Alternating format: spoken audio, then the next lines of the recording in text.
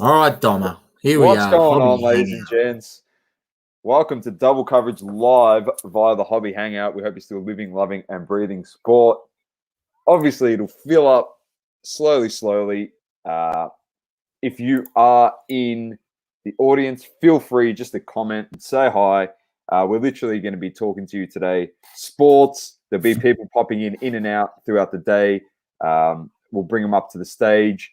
They can literally just say a few words on themselves. And literally just plug your product, plug your page, get to know people in the hobby. And that's the main thing. We've got the Dallas game going on. I'm probably going to react like an idiot for the next 2 hours because Dallas are up 20-6 against the Clippers. It's going to be fun. Very fun. Look at the Don already turning it on early, I see. Look at the Don already turning it on early. Now, Doma. Obviously, we had the game earlier today, Atlanta versus the Knicks. Hawks too good. Trae Young putting on an absolute show. Yeah, I know, bro. Look, he's already in here. He comes in. He's just the king of cheap shots. He asked me if I'm giving away any Wayne Carey rookie cards. Hey, Doma, I've got a buyer for a Wayne Carey rookie card, and I'm not even joking. So if serious? you want to sell one, you let me know. Mate, we'll rip some out here. We can show the... I'm pretty sure they're in here. I hope they're in here. Show the punters. I'll tell you what, this Boston-Brooklyn game is it's firming up to be a nice one. We'll see how they can handle it here to the end of the third. They're up here by 6. Tatum's looking like he's trying to take over the game, but a few too many jump shots. Needs to take it to the basket. Here we are. It's the Wayne Carey flex. The GOAT. He is the GOAT. Oh, mate. It's actually good.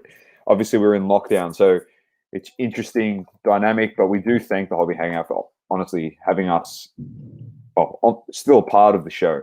We've seen some awesome stuff early on in terms of footage, photos sent through. It looks like it is absolutely rocking. Absolutely, it is pumping down there. It's pumping down there. The boys, we've got in a chat, the fellas sending through a few photos. It's looking unbelievable, and it's pumping.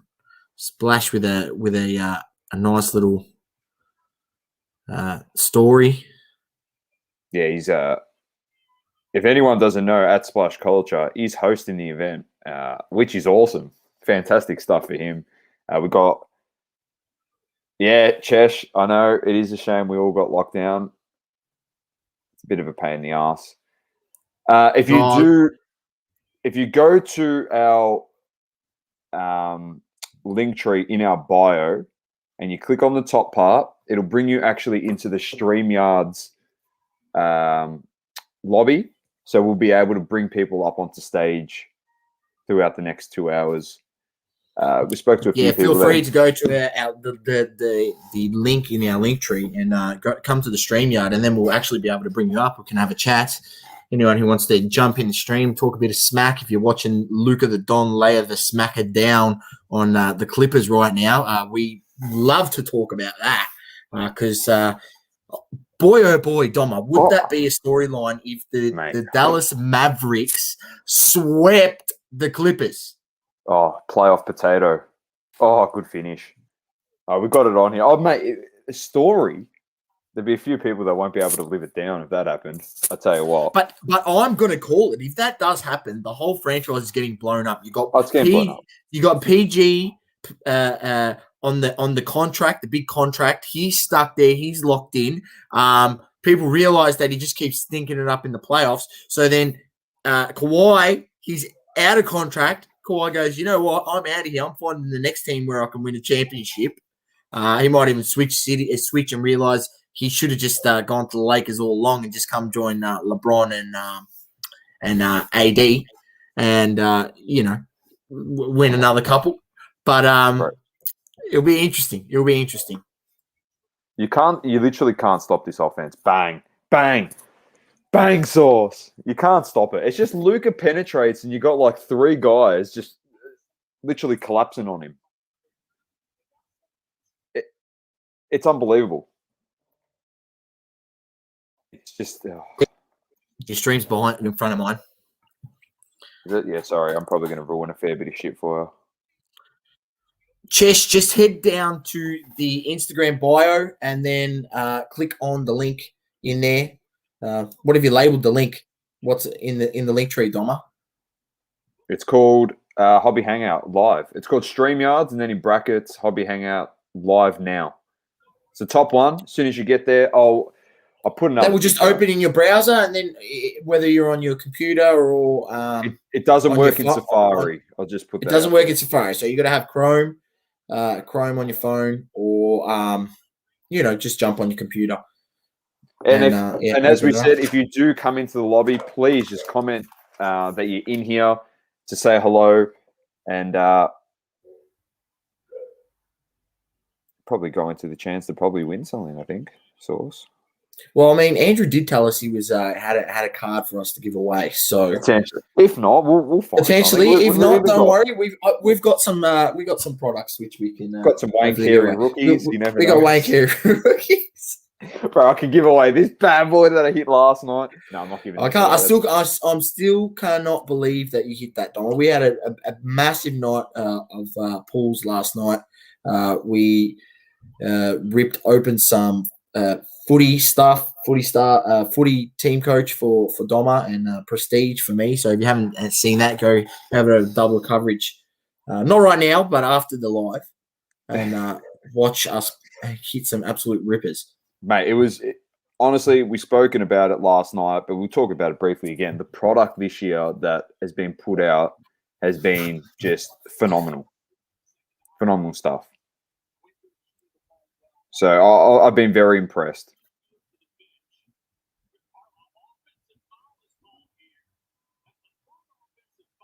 So, Matt, I'm telling you, we're getting these pictures coming through, and it looks. Don't worry, mate. We've got one of our favorite people down there in Joel, who's a massive supporter of the show. He's he's down there, and we'll get him in here at some point. Hopefully, he can show us around and show us a few of the tables, what's being set up, which would be awesome. So yeah.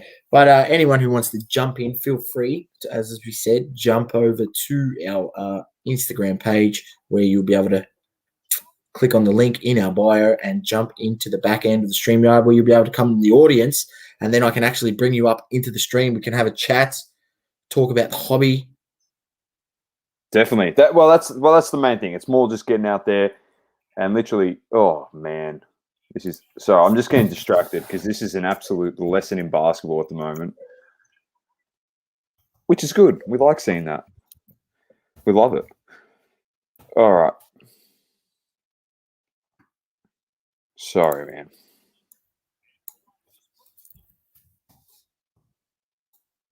So literally, when you come up, this is literally going to drop as a podcast. So whoever comes in, whoever does talk.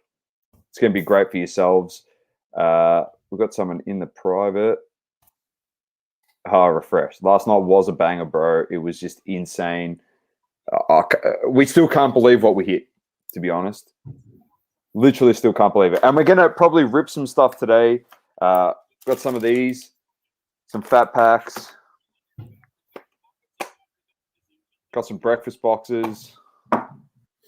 Breakfast boxes. I love it. Tell you what, these the punters out there, mate. The absolute punters out there.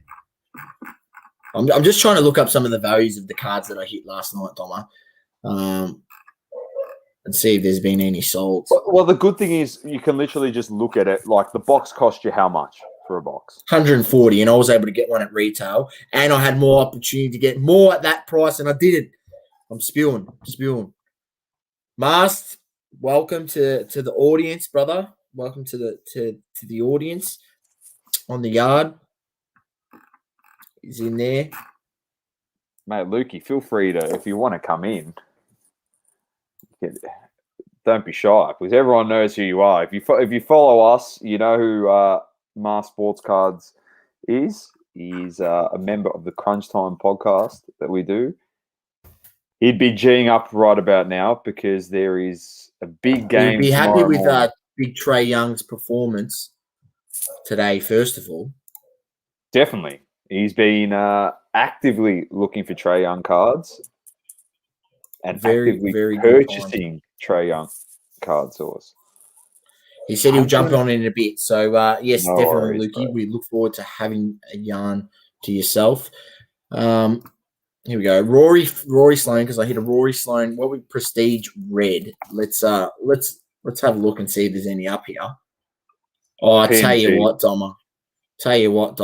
I might have undersold myself in how good that card really is. It's a $10 card. I've got overexcited over the hit.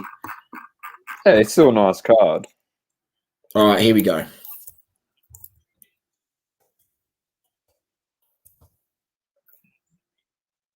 Man, thanks to the Hobby Hangout, just putting some stuff out for us, which is very nice.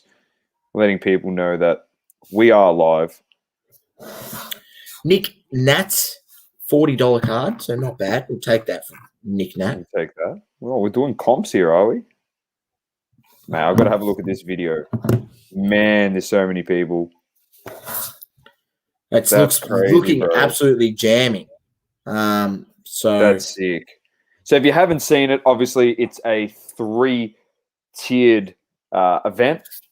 3 stories. It's in a circular thing. It actually looks crazy if you're looking from the top down. It's in a circle, each level, and as you go up, you can go check out at Splash Culture and check out his story if you haven't. You're not following him, not around him. He's definitely given a good viewing of the show on there.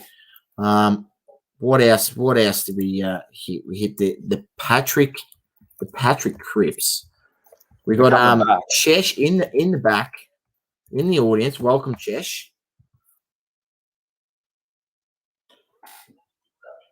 As we said, anyone feel free, just put in the comments if you're keen to jump in, and we'll bring you straight up. And you can just tell everyone a bit about yourself, and we can just talk literally the hobby, talk some cards, what you're collecting at the moment. What do you see is a bit of I know what Chesh is collecting. He's still buying them Carsons, I think. Oh, mate, Chesh loves the Carsons, bro. Oh, bang. They could do with some of his offense. Tell you what. Bloody oath. How's the score in that game going? I'm watching Luke at the Don. They've come back here. Yeah, I know. So am I. I might just get ESPN up or something so I can see the wonder how predictions in the in chats and the comments. How many people you reckon Sauce and I are going to flame in the next 2 hours of doing this live stream? There'll be someone that we just we might get Ant and Mast in eventually, and we might do a quick fire or flame. As we didn't have crunch time this week, people were very, very busy, obviously organising for the show, and then people had some stuff on for work. So that'll be back next week. There won't be a pod dropping at 12 for that. The good thing is we actually interviewed Jesse Swartz yesterday for the Hobby Hangout. So that'll play at the show, and then post-show, Saucy would drop that as a podcast and as a video on YouTube. All right, Tom, we've got a few people here in the back here. I'm just getting the okay that they want to be brought up, but let me know. Give me a thumbs up, give me an okay or something, and I'll bring you up. We can have a yarn. Chesh is keen. Here he is. Yes, Dan. Going on, boys? How are we, mate? Brothers. Hanging out. I know. The lockdown boys. Legit. Lockdown boys, exactly. I think people think very busy so far in Sydney to jump in, which is completely understandable. They'll be trading, wheeling, and dealing. But it's good. If people haven't heard their podcast with Double Coverage and yourself, just give them a quick rundown who you are, and then we can just start talking some of the hobby, bro. So get yourself out there. Sure. So just primarily soccer card investing. That's where I'm at with a bit of a focus on the Italian game. That's my little niche that I've kind of carved out there, and just looking to kind of expand a bit of knowledge in Italian soccer, a little bit of posts here and there about the game and some undercover prospects and all the rest of it, and yeah, so it's been good fun so far. Very nice. What's been happening though? What have you been collecting? Actually, perfect time for you to give a plug to something else that you're doing, which is quite good because I've got a few cards here, actually, that you sent me because I cleaned you out last week. Did you get the big package? I did. You get the big package? Yeah, I did, and thanks to these. So, Saucy, Azuro chucked these in for us in the carnival breaks. So he sent this Sam Vincent, which is pretty cool. It's got Jordan at the front there, wearing the number 12 jersey. But he sent us a whole bunch of cards. Danny Young, Todd Murphy. The last card source you're going to throw off. Sherman Douglas, that's a rookie. Ralph Sampson. Robert Parrish, All-Star. Very nice. Derek Smith.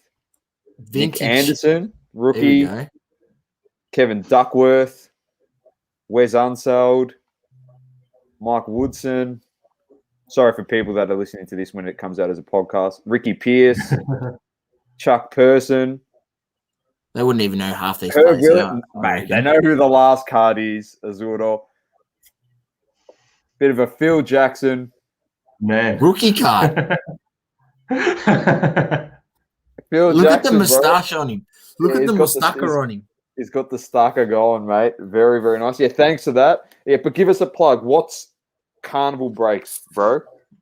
Yeah, it's a little bit of an idea I had off the back of a few things that I've seen in the States. And I just felt like, for whatever reason, the whole breaking scene was getting a little bit stale. The prices were getting out of control in terms of entry into these types of breaks. And then people end up with absolutely nothing. And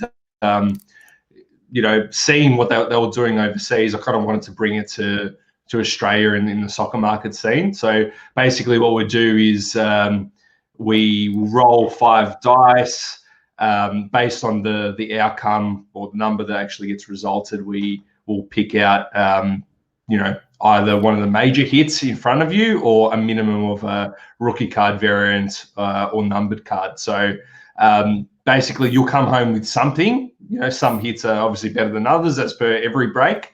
But with an entry price of $10 a roll, you will end up with something and include shipping as well. So, we kind of have a bit of a good time. I get the scotch out, play the music. It's a bit of fun, so just something a little bit different.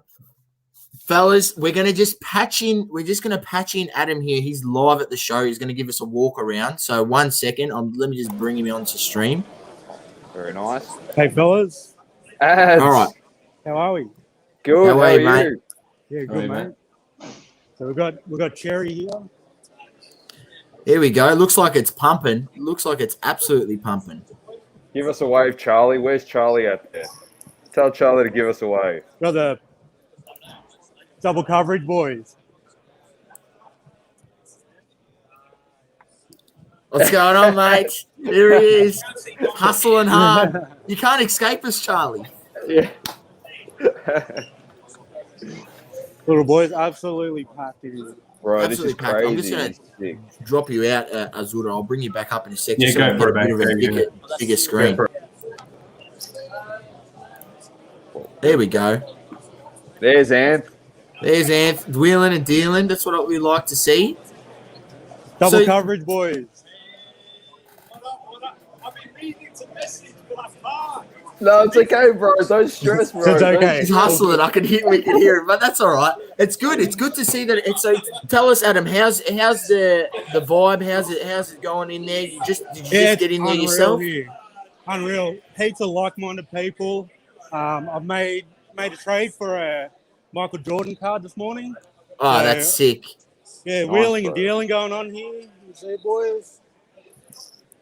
Awesome, brother. Crazy. It's good to see some young fellas in there too, boys and Absolutely. girls. Heaps of kids getting in the hobby. A lot of stuff awesome, for kids, bro. and well, chaos. That's so good. Bro, it's There crazy. we go. It's good.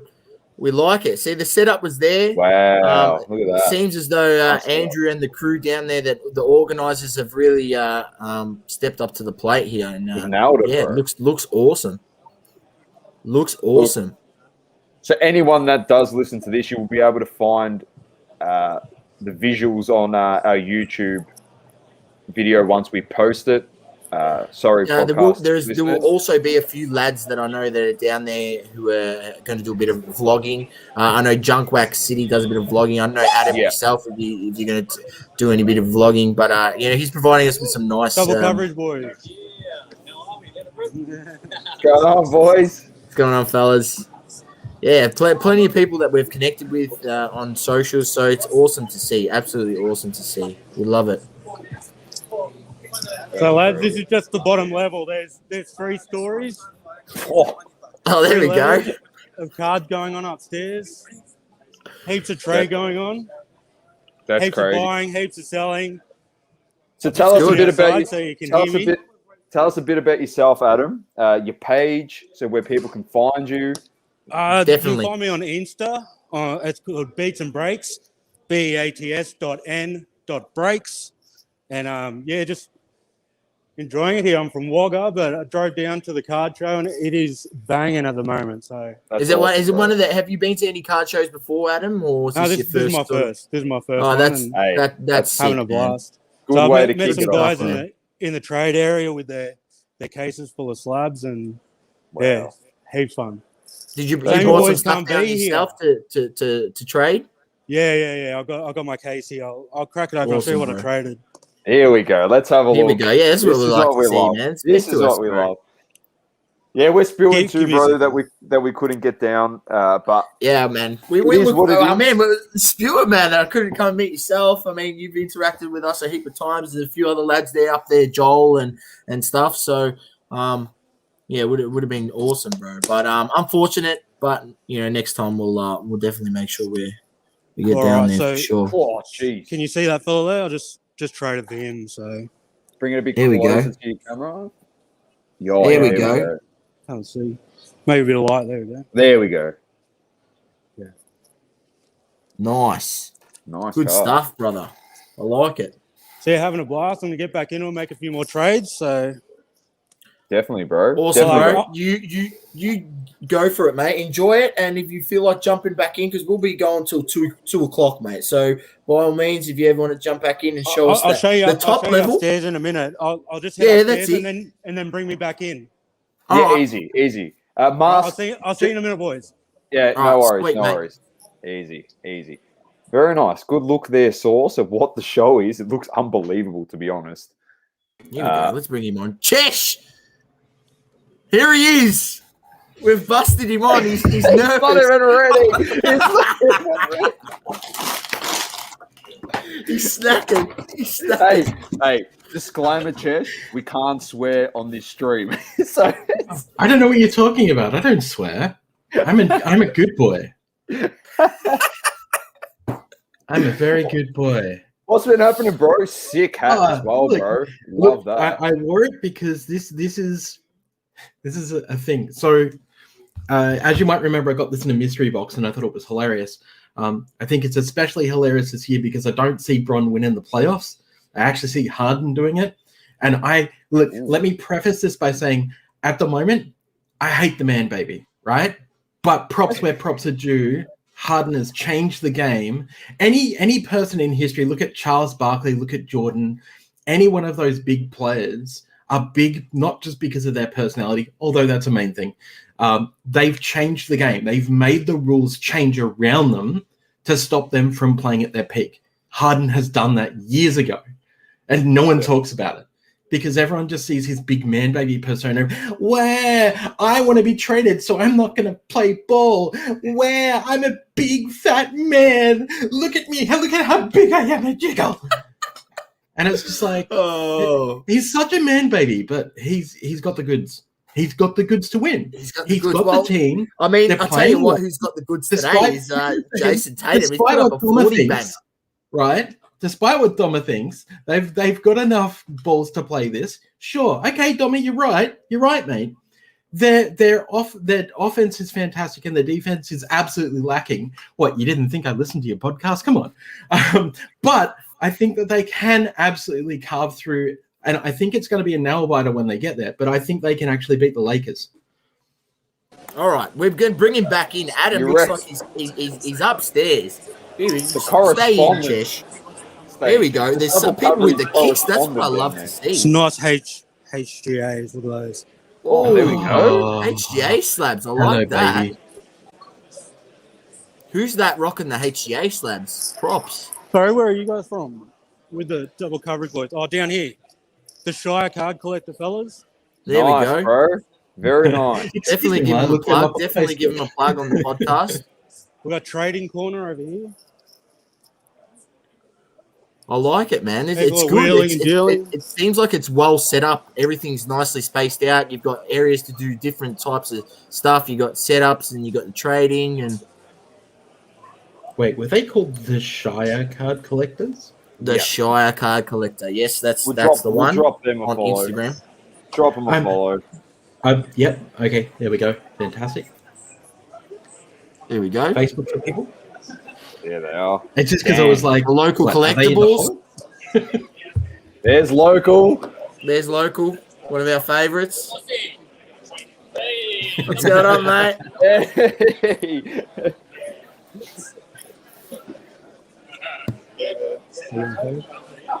Good stuff. 8-baller. I'll purchase some product off 8-baller. He's a good lad. Yep. Crazy, bro. I was saying before, like downstairs, he walked past Lindsay in the Games Cube, which are predominantly Magic the Gathering. Oh, yeah. I've known Lindsay for like 20 years. Oh, wow. Yeah, we're all goths. So yeah, we used to go to music festivals together. Yeah. Used to go to the Hard Rock, isn't it? The the middle. One more level upstairs. I'll head up and show you the top level. No worries. Thanks, Ed. Love it. I seen one of the tables had the Luka the Don game on, which is good to see.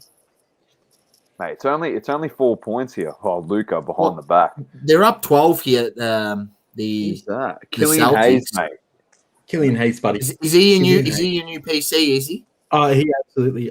Hang on a second. Let me put my headset down for a second, and we can do a little thing.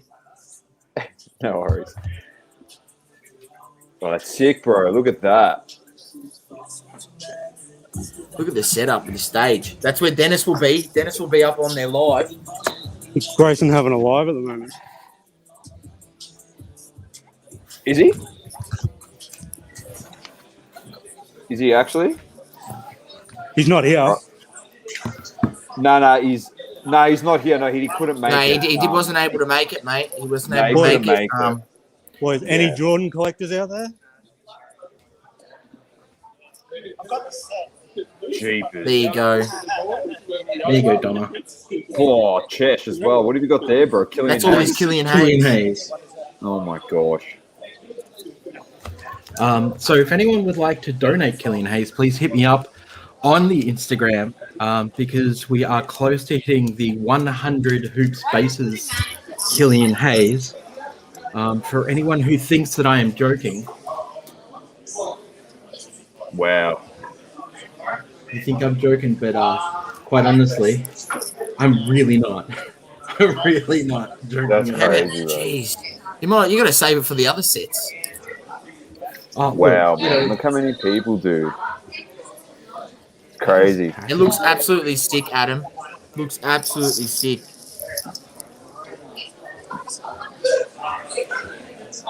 Man. They were just waltzing around, doing their thing, trading, wheeling, dealing. Gotta love it. Love to see it. Plus, people keep selling kicks that refresh. It's awesome. Yeah. If absolutely. So, if anyone donates me Killian Hayes stuff, do know that from this year's rookie, I will try and find you rookies in return. There you go. There you go. So him and Refresh, they've hooked up on stream. They're going to try to swap over some quicklies for some Killian Hayes. We want some Emmanuel quicklies. I like it. Good stuff, Adam. Thanks for the That's show it, around, boys. brother. So 3 levels. Thank you very much, man. People everywhere. It's unreal. Shame you boys can't be here. That's all good, bro. I know. It's a spew. Like we said, though, make the best of a bad situation. We've got the live goal. At least we can still see you, have a chat to you. Absolutely. See, I'm about to pull the pin anyway. I've got to get to the Panthers game over in Penrith. Oh, yeah. No worries. Go watch the footy while I'm here. It's nice, mate. Enjoy. Easy. I like it. They're battling our lads at the top this year. Maybe we'll see each other in the grand final, the Storm. Chances are, yeah. All right, boys. Have a good one. See you, brother. Thank you very much, man. Appreciate it, bro. Have a great day. Yeah. Perfect. All right. So anyone out there who doesn't know, that was Adam who showed us around. It's at beats.n.breaks. Yeah. So on IG, give him a follow. Thank you very much, Adam. Appreciate it, brother. Very nice. Now, Chesh, give us a quick spiel about what Chesh Breaks is to the audience, so people know where to find you, how to get involved. Mm-hmm. So basically, you can find me everywhere as Chesh Breaks. That is, you can find me on the Instagram under Chesh Breaks, or the YouTube, youtube.com/Chesh Breaks. Don't let the name fool you. We're not primarily breakers. It's myself and my co-host Adam, and we do mail time where I show off the stupid stuff that I've bought, like, massive amounts of Carson Edwards, because I think that the kid has a lot of promise down the line. Every time he gets points, every time he gets time, he gets points. That's the point. But he's a point guard and he's small, so he gets choked out in Celtics. My current one is Killian Hayes, of course, because Killian Hayes, if you saw him in the Euros, it's quite good. Hasn't really hit the highs here in the NBA yet. Doesn't keep the ball long enough, passes it off a lot, enables his teammates a heck of a lot when he's not being injured, which apparently is all the time at the moment. But he's good for a good rookie. It's just a shame that he came in and pretty much immediately got, injured and then is out injured. Other places you can find me is cheshbreaks.com.au, Cheshbreaks the internet, which is my shop and website. Generally speaking, stuff has been a bit slow over there because, like everyone else, my business was based around grading cards and selling, flipping graded cards. Waiting for cards to come back from grading is a pain in the ass. So there should be some stuff going up sometime in July. And of course, I am the, what is my official title?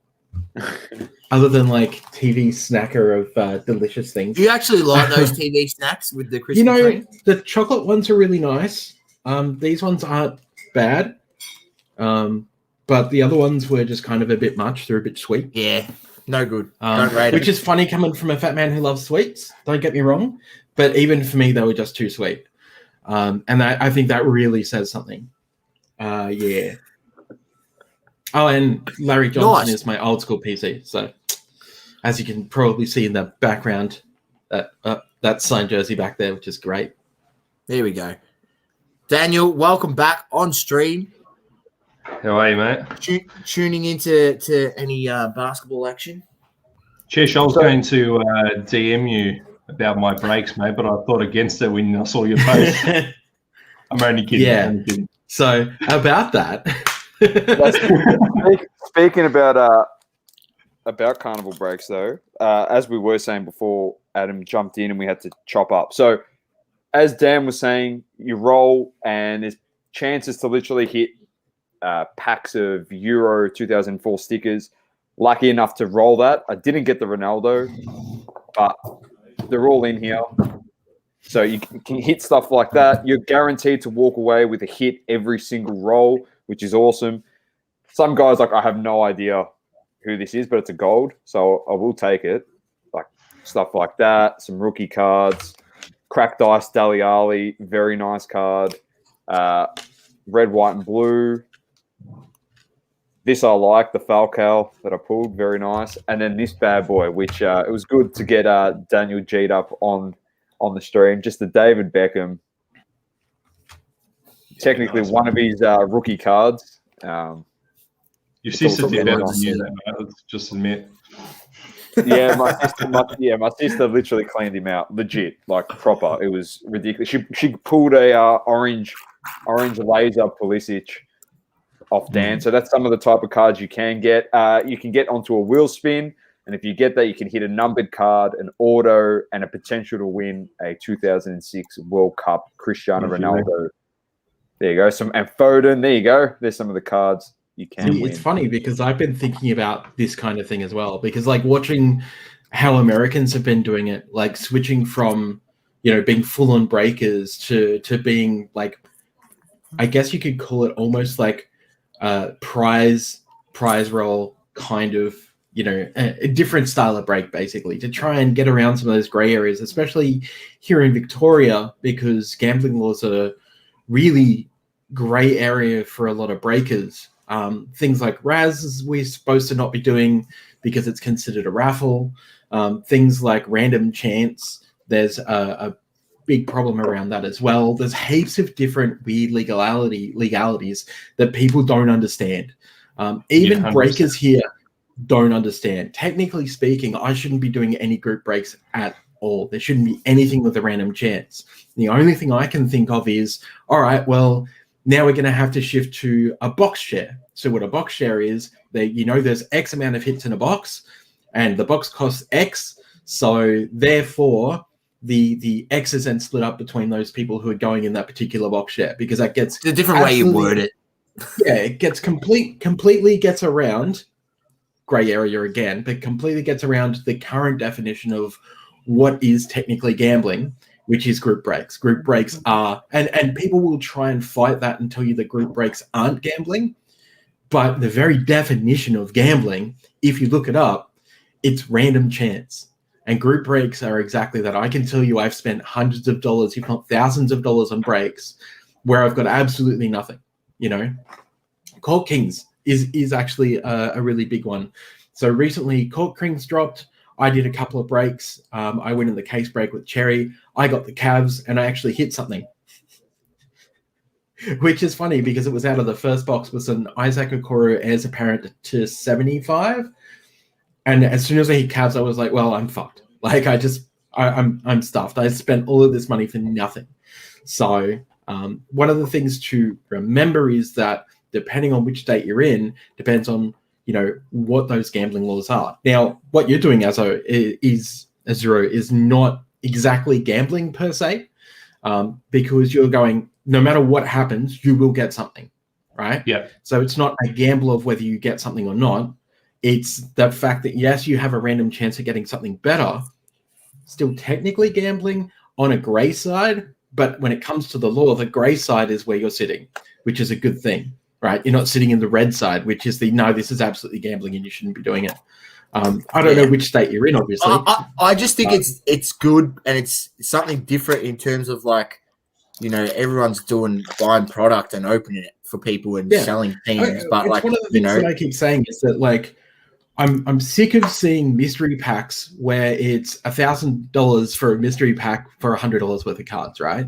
Like that's just highway robbery. Yeah. And I'm not going to call out anyone specific in this. $500 repack where, the average card you're going to get from that repack is $100 is still highway robbery. Now, people will tell you, but this entire run of repacks costs us this much. Well, that's great. But at the end of the day, it hasn't cost you that much, especially if you are a big store. And some of these big stores that are doing the Pokemon ones are getting the product. They're buying at 80% of market, right? Then they're telling you that their repack costs this much on the market. Yeah, on the market, but you're not telling us about the 80% you actually paid for the card. So you're actually lying to everyone still when you're doing your repack. This is a big problem that I have with all of these different products. Now, Moneyball is a bit different, and I have no affiliation with Moneyball, but I have watched Moneyball breaks, and I can tell you right now, the value that you're getting on average from something like a Moneyball break is actually pretty good compared to most other repacks. And it's a point of education. But yeah, you're right. Like so Moneyball have done actually a really good job. So obviously Neb down there done a great job, and Panther as well. Fantastic job with that product, and they're always evolving. Just their marketing behind it as well is just getting crazy, and their ideas are so fresh and honestly, it's. I mean, it's they even what you step it want. up to the point of, you pay for it and you get it in a box that looks like, there's been effort into it in terms of like what the value you're paying for. Like they go full with the custom packaging and designs and like it's a small thing, but it just shows the effort that's gone into creating a quality repack rather than just going in like a freaking bubble mailer or something like that, right? And I think it just shows that there's been money being spent on every aspect of the repack, not just like what's inside of it. So, yeah, look, it's a tough one. It's a tough one. Yeah, I like what you guys did a podcast not that long ago about breaking in general and educating a lot of the new people into the hobby about that, and just understanding the odds and how much you're actually putting up and how likely it is to hit something half decent out of it and all the rest of it. I thought that was absolutely brilliant, and it's just not said enough. That like there's been times where I've done guaranteed cards for people, and the way mine works, it kind of works on an average, right? So if someone hits a really, really good card, it's the same to me as someone hitting an average card because I've kind of averaged out the price. That's kind of how mine works. So I'm kind of happy for anybody to win whatever it is. But sometimes people are going to hit badly, right? It's just the way that it is. I'm just going to give you something for at least, joining, and at least you're going to come away with some cards. But at the end of the day, you might not get the value that you actually put in. And I've got people messaging me and I said, hold on a second, I've actually seen you enter breaks with like hundreds of dollars and hitting nothing, but you're going to come to me and say that you have an issue with, coming away with not value. It just doesn't make sense. I think it's just an education piece. Like you don't understand what you're actually going in for at the end of the day and what the odds are. Exactly. So I think everyone should listen to that podcast. I think legit, and that's the thing. Like it's become too easy now. Yeah, where it's too easy for us on a page, and not for anything. Like we're all prone to doing it because you want to show your hits and what you hit, like a big card. Like I'm going to put this out today. Yeah, Source is going to put some other stuff. Like I think I put in our story already. Like I hit that last night, so that's a hit. No one tells you the story behind that of how many boxes were open prior to getting that. You know, so people think, oh shit, I'll go open up a Team Coach box and I'm going to get a Cardcraft card, a gold Cardcraft, and that's it. $100 and I'm guaranteed to get it. The card's worth fucking $500 raw. This is crazy. But then there could be literally, they don't read the back of the pack or read the checklist, and this is a 1 in 2 case hit. So they could literally open 15 boxes and spend $1,500 before they even hit anything of value like that.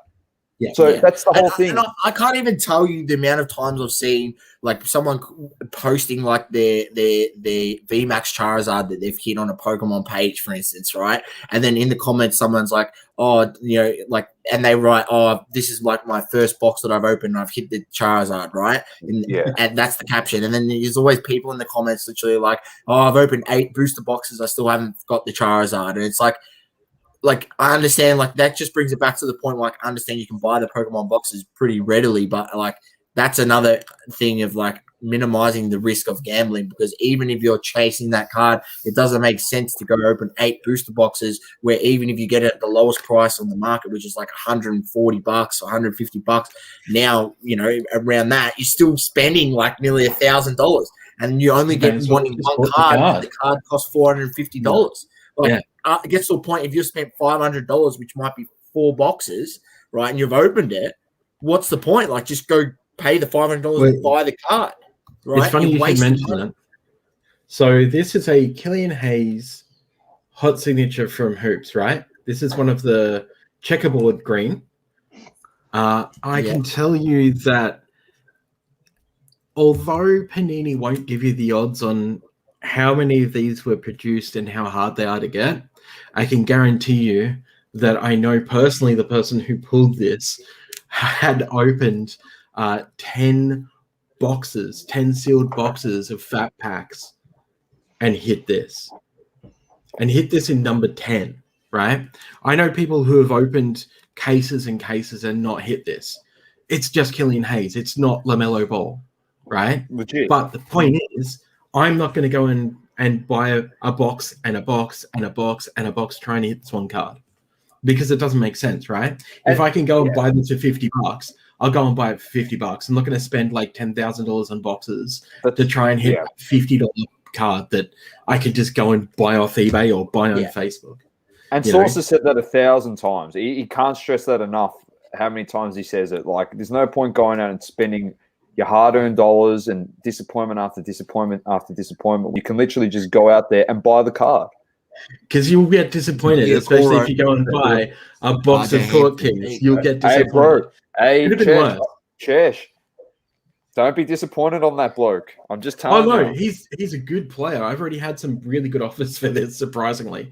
But I didn't crack $600 worth of cards out of a $600 hobby box. Well, that's correct.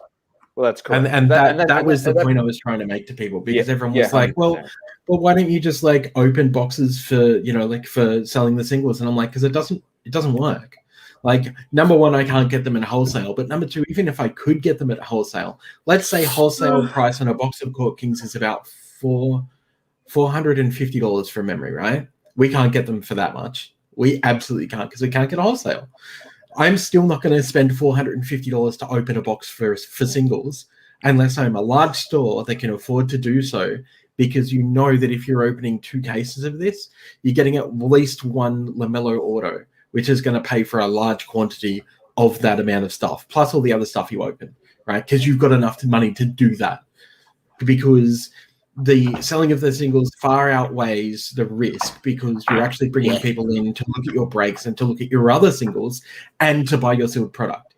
It's dragging people from the hobby into your store to go, hey, look at all these singles I have. I've got everything, but it's true. For a smaller guy. And you've got to be lucky as well. Like, in terms of going into breaks, like one box breaks can be extremely difficult and very costly. So you always look for the half case to full case breaks. It's where probably the best value is. And not for anything, I went into a hoops one with Cherry earlier in the year, and that was a half case break. And I actually did all right. Random team?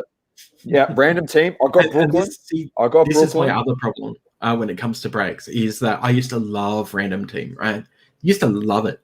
But now I just want to chase Killian Hayes. So I hate it, because I'm like, I want to find my half case or my full case that's just Pistons, because I just want my Killian Hayes. And I can't find it because it's random team. Yeah. And then it's like with the Court Kings, where I hit Cavs, and I was like, oh, crap. Like, that's sad. And to be honest, I cracked like a couple of Isaac Okoros, including an heir apparent to 75. And it's like, all right, well, it still costs what, $150, $200 to go in that case break. Yeah, Cherry's still got, I think it's the Italian Serie A case break random team, $250. Now, I would be keen as to go into that if it was like Juventus, right? I'll pay $250 for a case break Juventus. Yeah. But what if I end up with like a Spal or something like that? I'm going to be sitting there for the whole freaking case. Forget about it. I'm not doing it.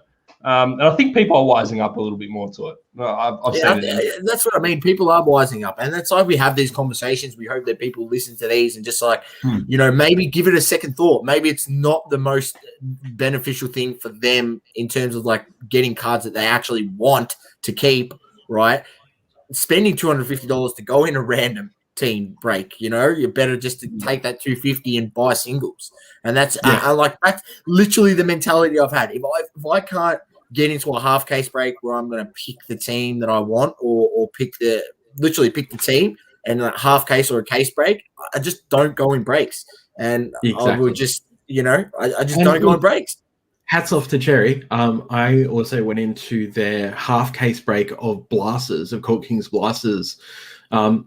Despite the fact that some jerk had already bought out my Pistons, you know who you are, we've spoken. But despite that he got in there like way quicker than I could, I decided to buy the Bulls, because I think the Bulls have a really very solid lineup right now. Yeah.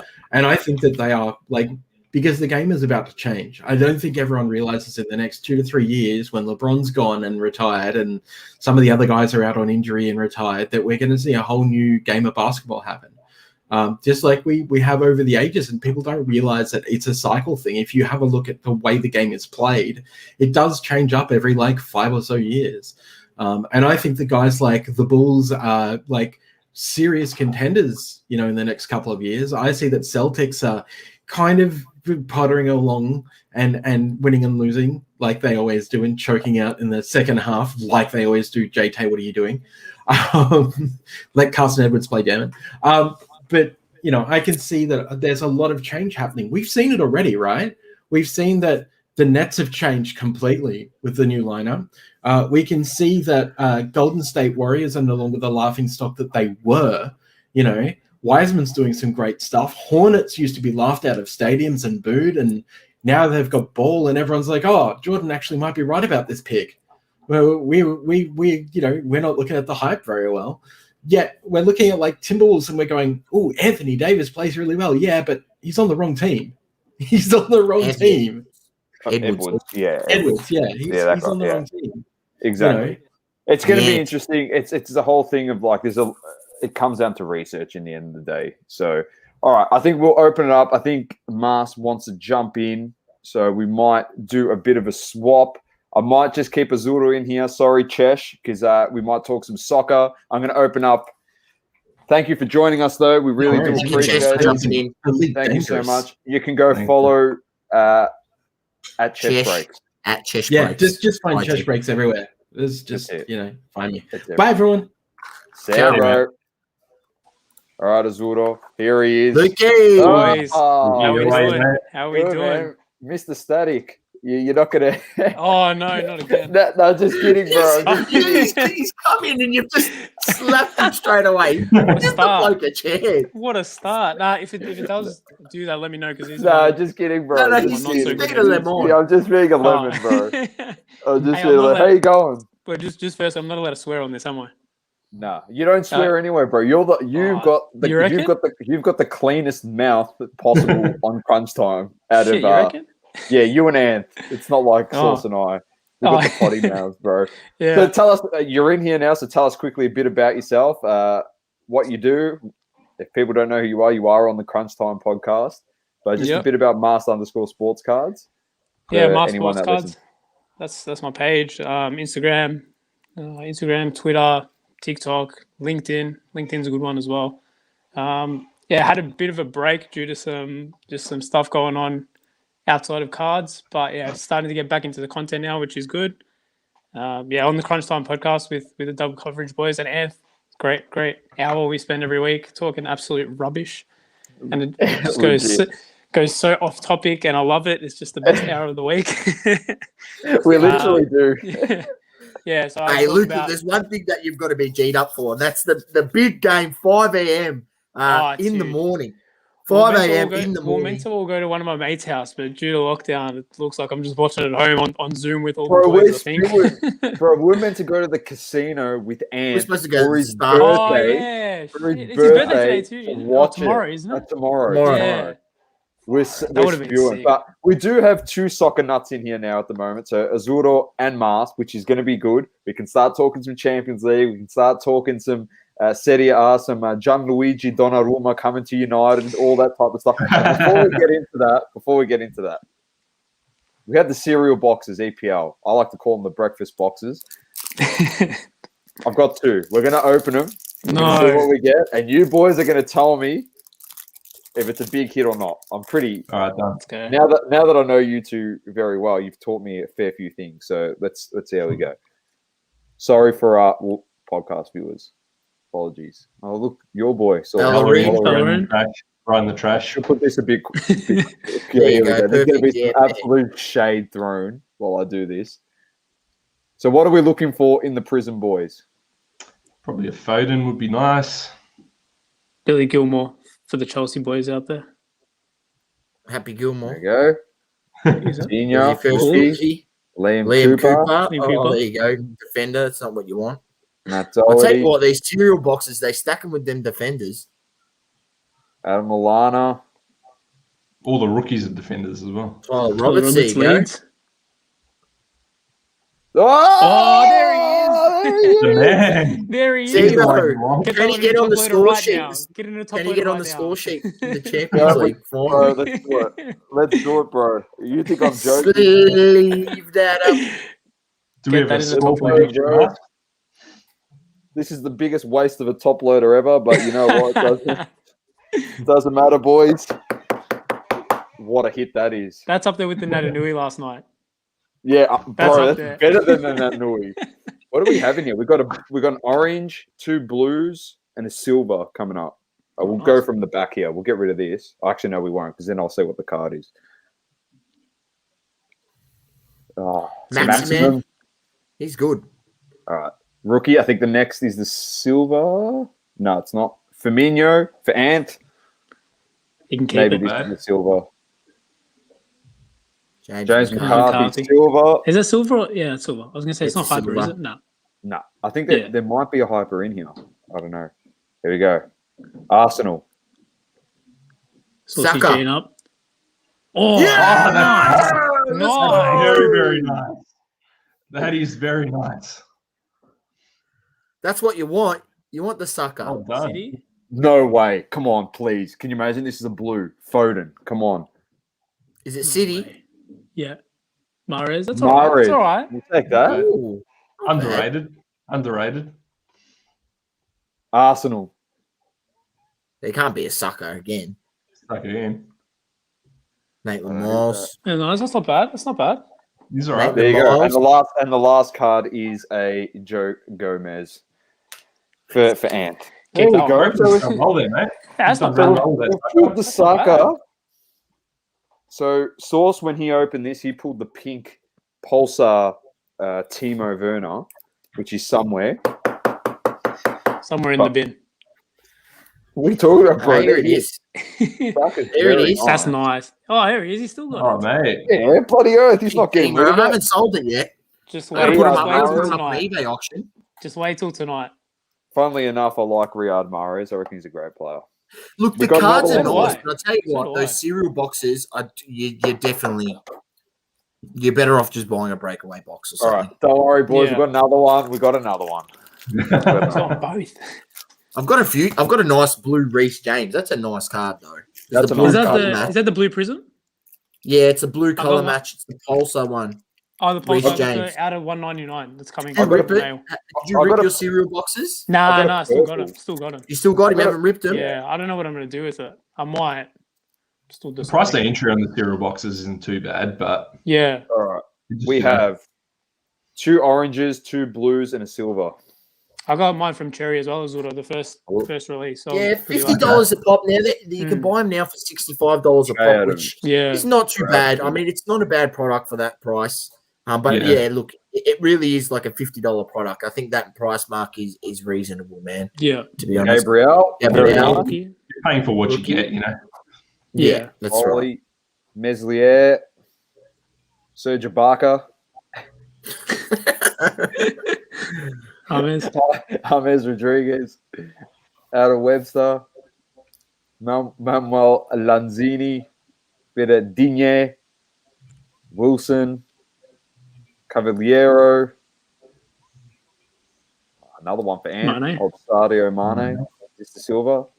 No, rookie, Mendy. Mendy. Oh, Mendy, Rookie. very nice. Is this the silver? No, we got I Two more. see old mate on the back. or He was- Vardy. John Joe Shelby. Vardy party. All right, here we go. The silver Odoi. is Chelsea. Oh, Timo. here we go. Come on, Timo. That's what you lose, want. boys. Reece Reece James. James, that's silver. all right, that's all right. Nice. All right. What do we got there? Is that West Brom? I can't read that. Oh, that's Yeah, West West Brom. Yeah, West Bro. Bromwich Albion.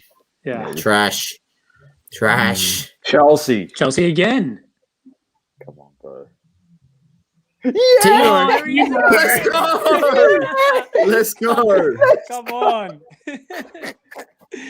Yes. Get out of it. Get the hell out of it.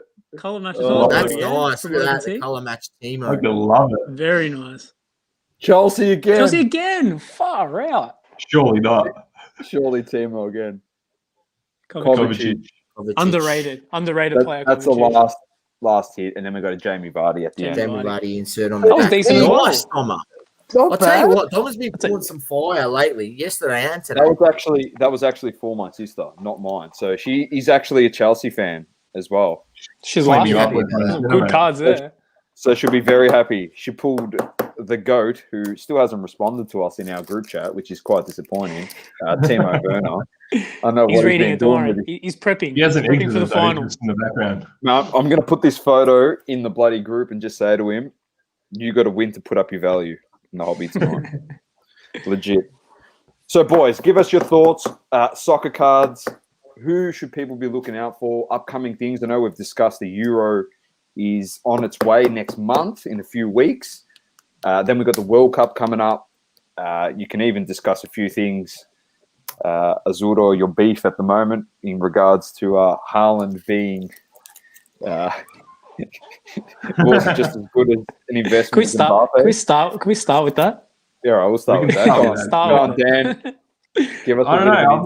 I'm always finding myself in these little scenarios where I'm having beef with people about random things. But yeah, I just he's the high beast of the hobby, and the fact that he won best Bundesliga player, I do understand it was voted by the fans, but he's no business being the best Bundesliga player at all. And so I kind of let it be known that he's got no business being the best player when you've got Lewandowski, getting the record for top goal scorer in the history of Bundesliga. I think it was. Haaland's got no business being the best player, and I in Haaland we trust slid in my DMs there, and he loves it. Had a bit of a go at me. So he brought up some good points in the conversation afterwards. He said, "Oh, look, you take away the penalties. Lewandowski's got 7 penalties compared to Haaland. You take in the fact that what was it? It was a fan voted competition and everything. So people just need to calm down." And I said, "Mate, I understand what you're saying, but at the same time, still got no business winning that. Got no business winning that." And then he started talking about, what was it? Oh, trophies in general, right? And I said, I think I know where you're going with this, mate. And he said, about World Cups and Messi and Ronaldo not winning World Cups, and that hasn't influenced how good they are in the world stage. I said, mate, the only reason why you're saying that is because Haaland will never win that, right? So it's in your favor to kind of push that narrative, right? And I guess that's what I'm having these beefs for, because I feel like people are pushing a narrative to, I'm not going to point any fingers, but inflate card prices to their benefit, and I just don't like it. So many things can go wrong, as you had a discussion about in your podcast about the comparison between him and Ibra. If he's half the player that Ibra is, I reckon that's a pretty good career. Hasn't won anything yet, so I think we just need to calm down. And I think the prices recently for Haaland have dropped off significantly. I know that's in general what's been happening, but I think it's warranted. I think it's just way too high in comparison to some of the GOATs. But keen to hear your thoughts. I agree with you. When I saw your post, I was like, that he won. I didn't realize it was fan voted at the start until someone mentioned it later. It sort of made a lot of sense. I was like, how many people from the hobby are voting for this award? Is this a hobby voted award? Because that probably makes sense. I agree with you totally. I think you summed it up perfectly there. In terms of comparing them to Messi and Ronaldo, look at what those guys have done. It's too early to put that on that level. And at least for Messi and Ronaldo, at least they were there at the World Cups and stuff like that. What do you got there, Source? You're on mute. He's got a bagel. You can't hear the punching bag. Good. What do you got on your bagel? Got a bagel, mate. What do you got on your bagels every day? I got Biscoff spread. Biscoff? Oh! Have a look at this bloke. He's settled in nicely. Yeah, I'll be honest with you. I cooked the bagel before we started the live, but I forgot all about it. I was supposed to bring it up at the start. I'll tell you what. So an hour in, I figured I'm going to go there and get the bagel. Very off topic. The one near my work on Southern Cross, they never have the Coles there. They never have the plain ones. So I always have to get sesame, and it just pisses me off every single time when I get there. All right, boys, we got another annoying. one of our favorite people in the audience. Where I'm going to bring him up, so I'm just going to have to kick one of you fellas out. Actually, probably both of you, and then I'll get you back up in a sec. All good, All mate. right? All good. Sweet. This is the first. We've never met before, which is awesome. Massive fan of the pod, and we're actually so keen to have him on. Joel! Hey, guys. How you going, mate? How's it going? Good. Yourself? We just ducked outside. Very nice. He's got the young fella with him. We're spewing. We had some free packs ready to give to your son as well if we were down there. But it's awesome to finally have you on, have a discussion. So just tell people about yourself, Joel, who you are, where we can find you. You collect cards, so tell us a bit about yourself. Yeah, no worries. So you can find me on Instagram at JoelR21. So I guess last year with everything, I did collect cards back in the day, which I've still got from when I was young. And I've always been into video games and collecting and stuff like that. And then last year, this guy started getting back into Pokemon cards, which is kind of like, oh, yeah, I remember this. And then Dragon Ball. And from there, it kind of escalated back into everything. And now it's NBA and NFL and anything you can get your hands on, I guess. We love it. We love it, mate, because we're much the same. Obviously, we started collecting younger and then we got back into it. So it's a lot of people have that same sort of story, and I've met so many people over the last sort of 12 months with that same sort of intake into coming back into the hobby, which is awesome because we want this to grow bigger, and it seems as though the show is showing us how much it has grown. It's pumping in there. And yourself, how you're finding it in the hobby hangout? Oh, it's crazy. I knew it would be busy, but it's stacked in there. We got here like 20 minutes after it had opened and thought, oh yeah, it'll be all right, and it was already packed. Which is great. We see some footage from Adam from Beats and Breaks. He gave us a little bit of a tour through all the table setups, where the stage was, and there's trading corners, and it was just chockers. It's honestly a testament to everyone over in New South Wales how big the hobby is over there. So it's awesome. And it's such a mix of people as well. There's families, there's people by themselves. It's just there's a bit of everyone here. That's so good. And your little fella there, he's obviously into collecting. What's he like to collect? Why does he like to collect? Pokemon. He likes Very Pokemon. nice. He's actually ended up getting more stuff here today than I have. So which is always the way. Yeah. I'll tell you what we'll do, all right? Because we'll keep chatting while I find them, but I'll get you to send me through your address if I can bloody find these things, and I'll send a few cards out to your son, mate. Is what I'll do. Thank you very much. Got some holos. Here we go. He was lucky enough. We went and visited Anthony's store as well, so he got a Silver Surfer marble card from Anthony. Oh, sick, bro! Which That's awesome. Is very keen on, which might once again start another side collection of superhero cards. He's done you one there, has he? So he's given a free card. He's like, oh, I like these. The young fellow. Now you're gonna have to start. I love it. Does he have a favorite? Does he have a favorite Pokemon? Who's your favorite Pokemon? Pikachu. All right, I'll try and find a Pikachu that I can send him, but I might send him a few other things anyway. So I got some full art, some holos and stuff. So obviously we couldn't be down there, but I'll go get that sorted for you so he can just add to his collection. That's the main thing. That's what we're all about. The young kids getting involved in the hobby as well as us enjoying it. So have you bought anything yourself that you're going to rip later? You've traded for something? The only thing I've bought myself is the Cherry Convention exclusive. Yes. Tell us a bit about that. I'll wait till I get home. I think it's a card. It was $99 a card and a pack. Okay. So we'll see what's in there. But there's plenty of good deals in there too. We've stepped outside now, and I think getting ready to go. And it's kind of that that time where things are whirring through your head of like, oh, do I just go in and grab a few extra things? Because some people have got some really good prices in there as well. Yeah. Well, Mask just asked, Luke, who was just in here, just asked, what's the hottest at the show? What is there something that everyone wants at the moment? So far, I've seen it's a good mix actually. I kind of thought it would be a lot of NBA dominated product here, but it is a good mix. A lot of soccer stuff, a lot of people with football, probably a little bit less NFL product, but still a bit here and there. But also a lot of Pokemon, Dragon Ball, Yu-Gi-Oh, a bit of everything actually. Which I thought it would be kind of NBA dominated, but it's nice to see the range. Definitely.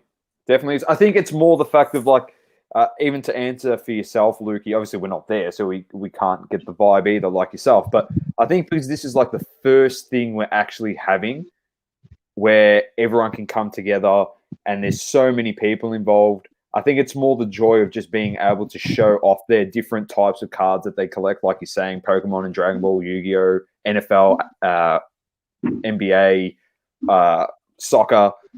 I think that's the thing where down the track, when we start having more and more and more of these shows, that's when we'll start seeing themes in the hobby of certain types of products just dominating.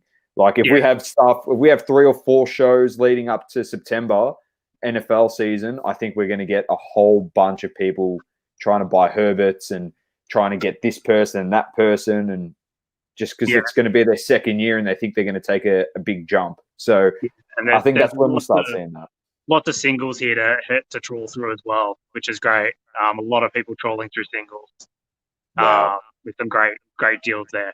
Bit harder for me with this guy to trawl through singles for hours. But there's a lot of people there doing it as well. So it's good to see. It's good to put names, faces to names as well. So I went to Anthony, I met Flash. Yeah, nice. Charlie from Cherry. So it's nice to do that as well. It definitely is, to put faces to the names and then create that relationship going forward where you can DM them and try and get some product, or tell them, do you have any of these cards available? Because you might have a PC that's a lot different to someone else. Like we had Chesh up before, he likes to collect Carson Edwards, for example. So you might have your own niche collection that you like to add to, and these guys are willing to help each other out. So that's the best thing about the hobby. Yeah, great. Good stuff, mate. Good stuff. Easy. Good stuff. All right. Cool. Any other takes? Anything else you wanted to discuss about the hobby, Joel? Anything you've seen? No, I think once again it's just good to see so many people out. It's a shame, obviously, what happened with Victoria, to think how many more people would have been here, considering it's already pretty packed at the moment. So it's amazing to think what it would have been with. So I definitely look forward to the next one where everyone can attend. Definitely. Well, we've got Comic-Con next year, and then the next Hobby Hangout's actually going to be in Melbourne, I'm pretty sure. Or there's one in October here in Melbourne. But onwards and upwards, Joel, as many events, big ones, we'll try and get to them, and hopefully we can meet each other very soon in person. Yeah, for sure. No worries. All right, well, make sure you send me that address, mate, and I'll get some cards sent out to your son. Awesome, mate. Good to chat, Joel. It's good to chat, guys. Yeah. See you, mate. See ya. Very nice. It was great to meet That Joel. was awesome, Doma. That was awesome having Joel on.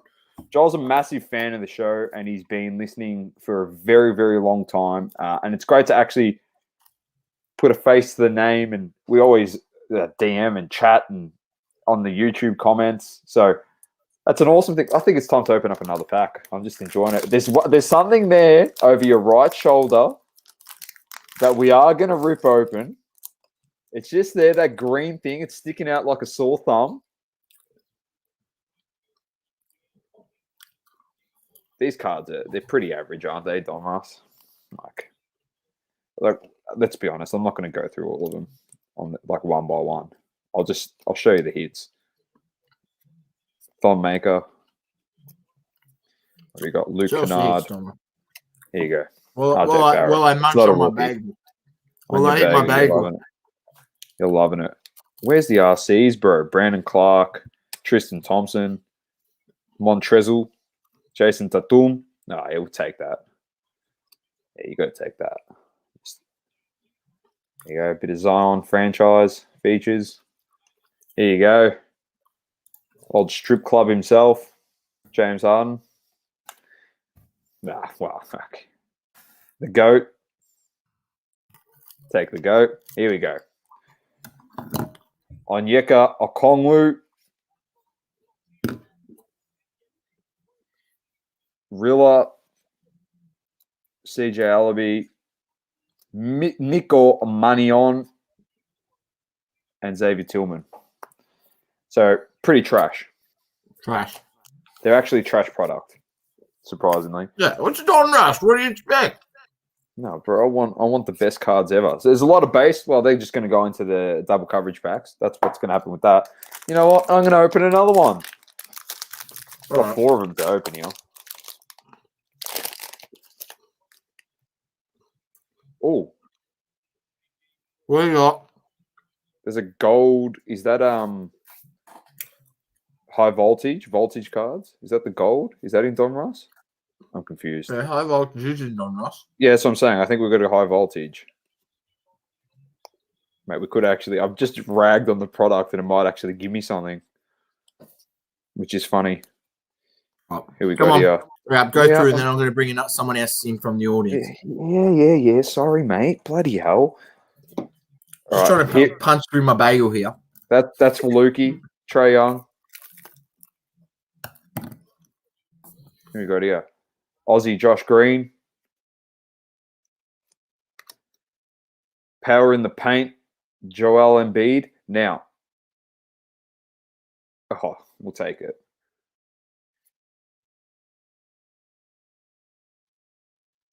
Green and yellow variant. There's Michael Porter Jr. We'll sleeve that up. Desmond Bain. Who's that? Quickly. It's a Hampton. Oh, no, it's not. Najee. The Celtics have done it. The Celtics have done it. They've won. You're joking. They've defeated the Nets. You're joking. 2-1.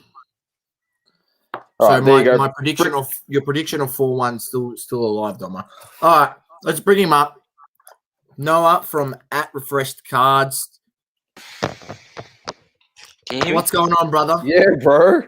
How are you guys? How are you? Good. How are you? Yeah, not bad. I'm chilling. Chilling as a villain. Bro. Yeah. How are you guys? I like it. Good, man. Good, man. Good. Good that we can have. What's been happening, bro? What's been happening? So, speak to us. Where can people find you? First of all, tell us where they can find you. Yeah. So they can find me on Insta, refresh.kicks. Refresh.cards. He sells kicks as well as cards, ladies and gents. Yeah, so I get confused. Kicks if you want kicks, and cards if you want cards. He does a bit of both worlds. And you are launching your website, refreshcards.com, soon in the near future, I believe.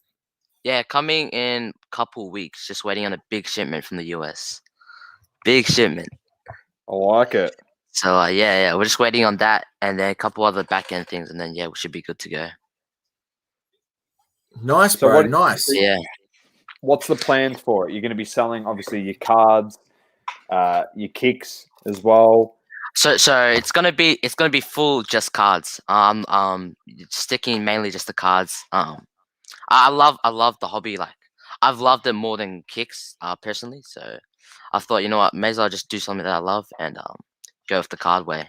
100%. We obviously met you at Malvern Town Hall at the show there. Pretty sure we made some deals, didn't we? Together, it was with your mate. Yeah. We made some deals, so it was good. It's good to see what you had in your collection to trade. It's awesome getting like younger guys like yourself involved in it as well, which is always really good for the hobby. Yeah, of course. Definitely from that, like car show just got me more into the hobby even more. Just want to buy more stuff, buy this, like just got me more excited. 100%. Now, Azuro in the comments has asked, what's in the big Funko box behind you?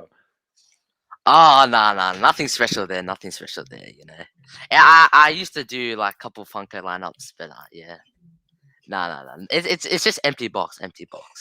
Yeah, that's what he always says. He's got something in there. Don't worry. We know Noah very well. He's got something in there. Maybe we don't know. That's it. We like it. But what have you added recently to your collection? Anything that you? Yes. Which rookie are you going for this season? Speak Quickly is my guy. I think he has like such more like potential talent. You know, I've seen him play. He's played good. Got good points up there, so I think he can be a real star. Definitely. Nice. I reckon it's not a bad rookie at all. They need people to step up. They definitely need people to step up in that Knicks franchise. So that's definitely an interesting one. Now, speak to me now. If you've been following a bit of the market's down a little bit at the moment. Good opportunity. Yeah. You're launching your site. I mean, it's a good opportunity for you to be picking up cheap slabs. I've seen you out there actively on the groups trying to pick up some slabs and stock up that get the stocks ready for your launch. Yes, of course. Any guys in particular you've been trying to pick up, or you've been looking for value where you can put those on the site, either make a flip to reinvest in quickly cards or make profit, whatever it may be. So basically what I've been doing is I've been buying like low end to mid end bulk.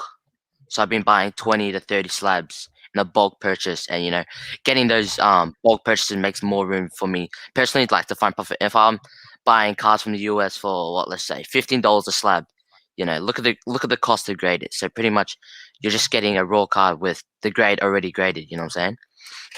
And with that $15, I can turn that into $50, So that's what I've been doing, like just buying low end slabs, old slabs.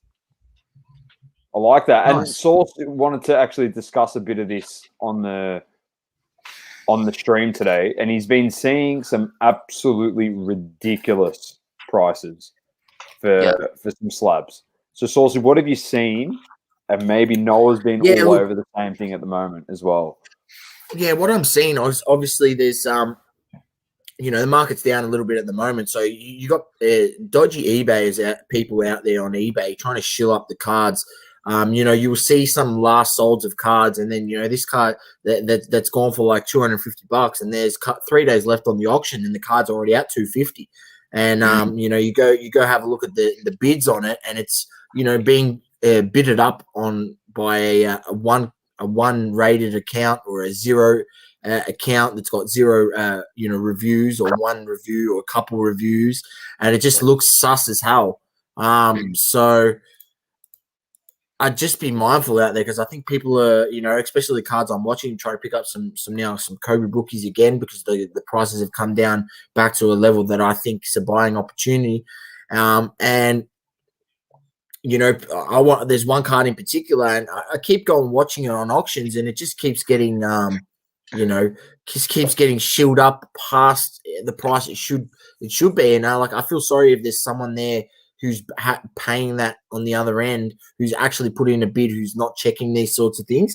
But when the only two people on the card bidding on the card are an egg account, which is someone with zero reviews, and a one reviewed account, most likely it's that person shilling up the cards. So if you want to try get yourself the card at the best price possible, I mean, you need to be mindful of these dodgy behaviors which go on eBay all the time. And a lot of people do it. So I just think just be mindful in terms of that, because you could essentially be paying an extra $100 on a card where you shouldn't be. And I'm seeing it a lot on cards which have fallen from the heights that they were at 6 to 8 weeks ago. And obviously people are upset that they're probably not getting the same value.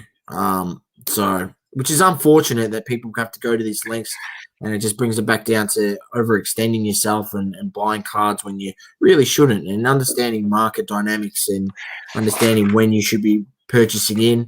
One little tip I'll give out there as I'm saying this is, Shaquille O'Neal rookie cards. I think now's a time to go back and buy them if you missed out on them before, because, I was buying cheap slabs, PSA 9 tops, his tops rookie for like, $40, $50, and now they're back around that range, and then they went up as high as $150, $200, you had the opportunity to sell some. I ended up selling one SGC that I had and made profit.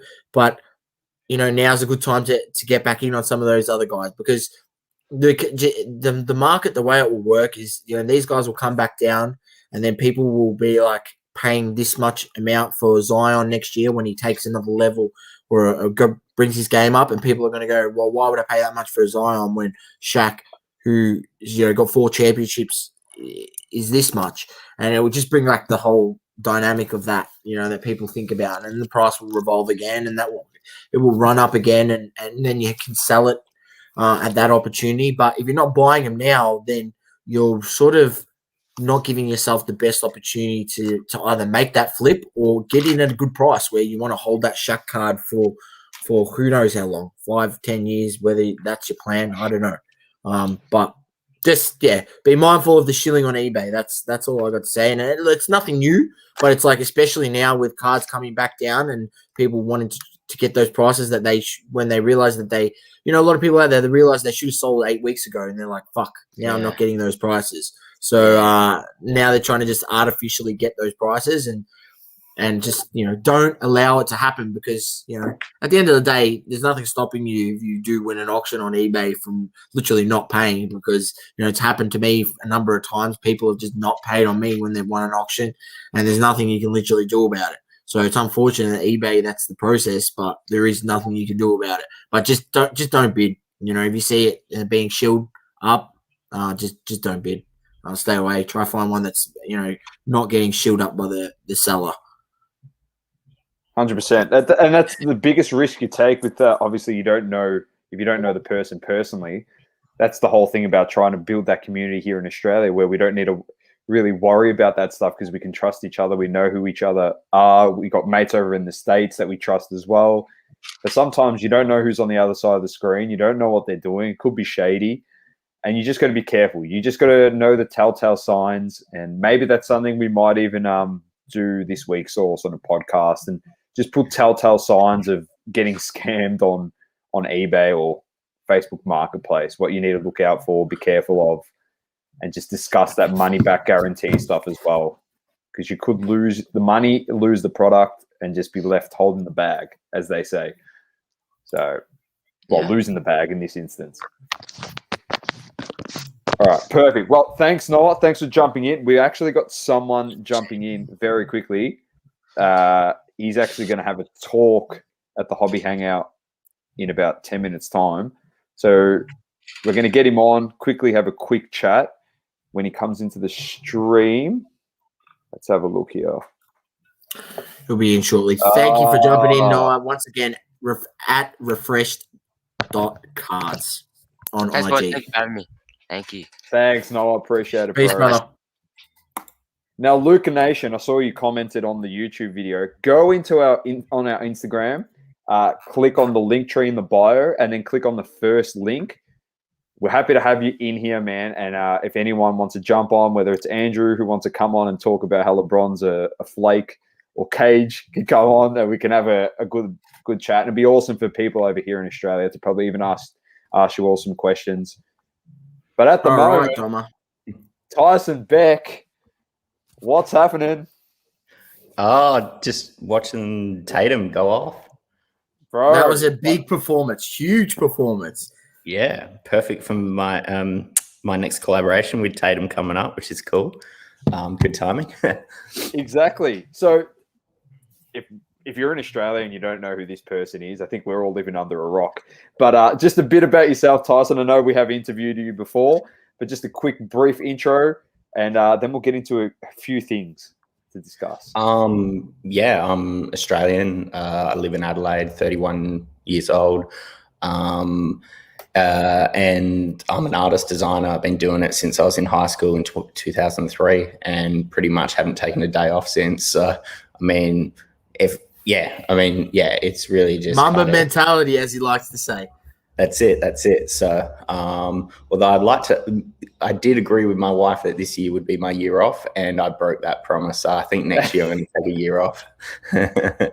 Legit. So you've done some awesome stuff. You work with Project 2020. You're doing Top 70. I've actually got some of your Project 2020 stuff, so I can actually show people that are watching this some of your stuff. Amazing. So I've got Mike Trout that you did, very Sweet. nice.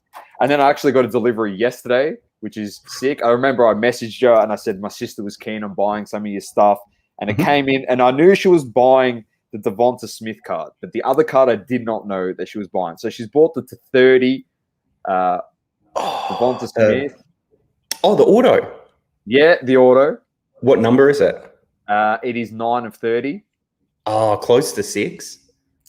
So there it is. And then I had no idea. 2 cards. This is a nice card. And I was just like, oh, did she buy 2 Devonta Smith cards?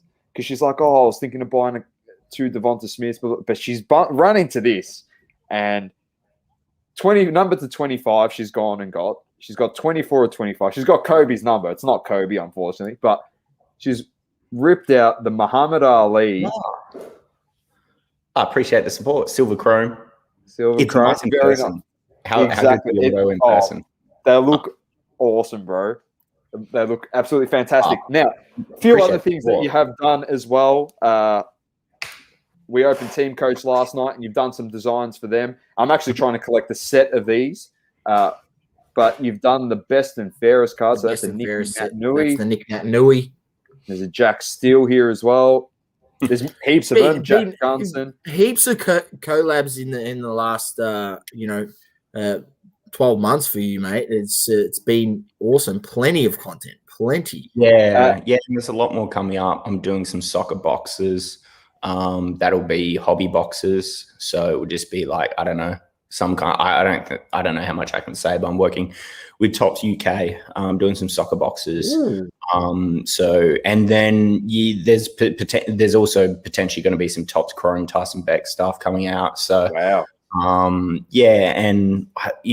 think just a lot going on, and just trying to do you never not have a lot going on, Tyson. Let's be honest. You're always on the go. That's why I can see why your wife's a bit begrudging at you for not taking the year off, because you're flat stick all the time, which is good, because you're providing heaps of different stuff for us here as collectors to pick up, and now you've got obviously your own massive supporter base that just love collecting your arts and your stuff and whatever it goes on, really.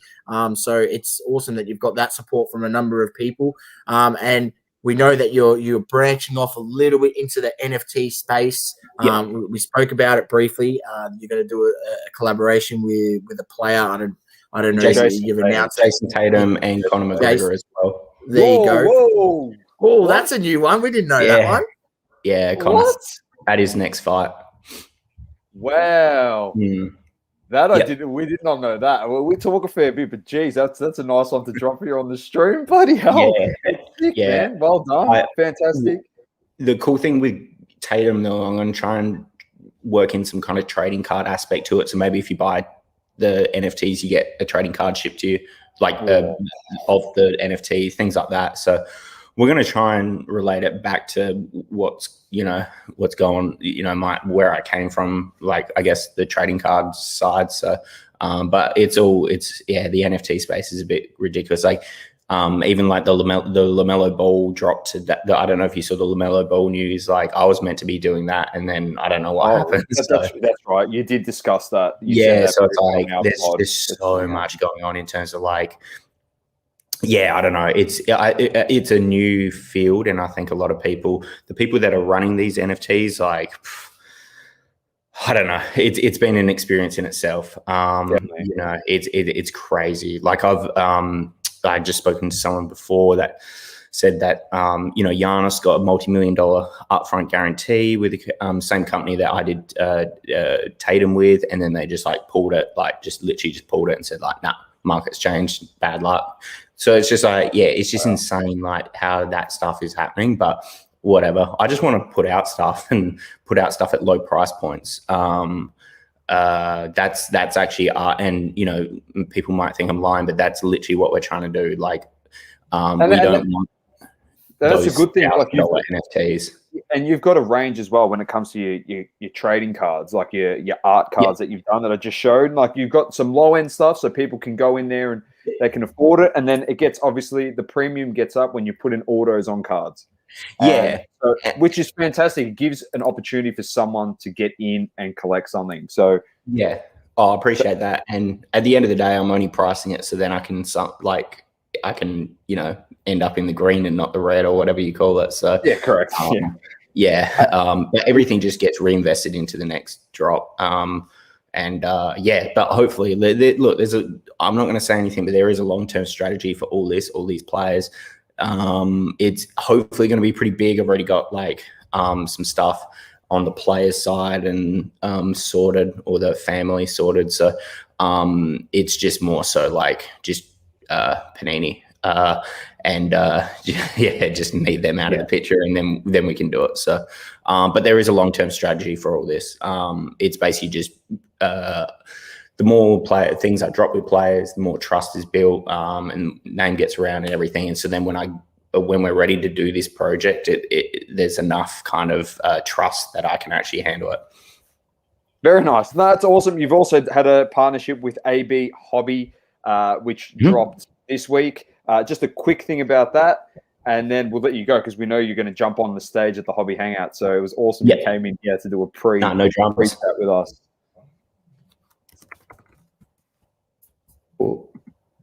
Oh, sorry. Yeah. So AB Hobby. Sorry, bro. Yeah, my bad. Anyway. You're right. You're good, mate. You're good. There's custom cases, which are really cool. I've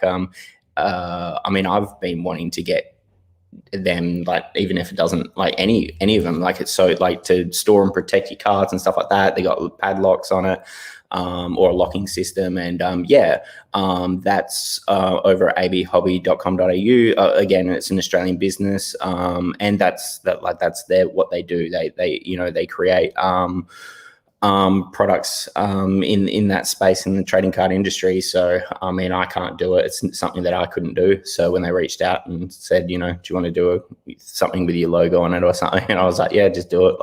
They were going to make a range of new products anyway, so just slap my name on there, and it's limited to 100. So there's some kind of rarity or something to it, if that matters to some people. But yeah, there won't be restocks or anything further made. I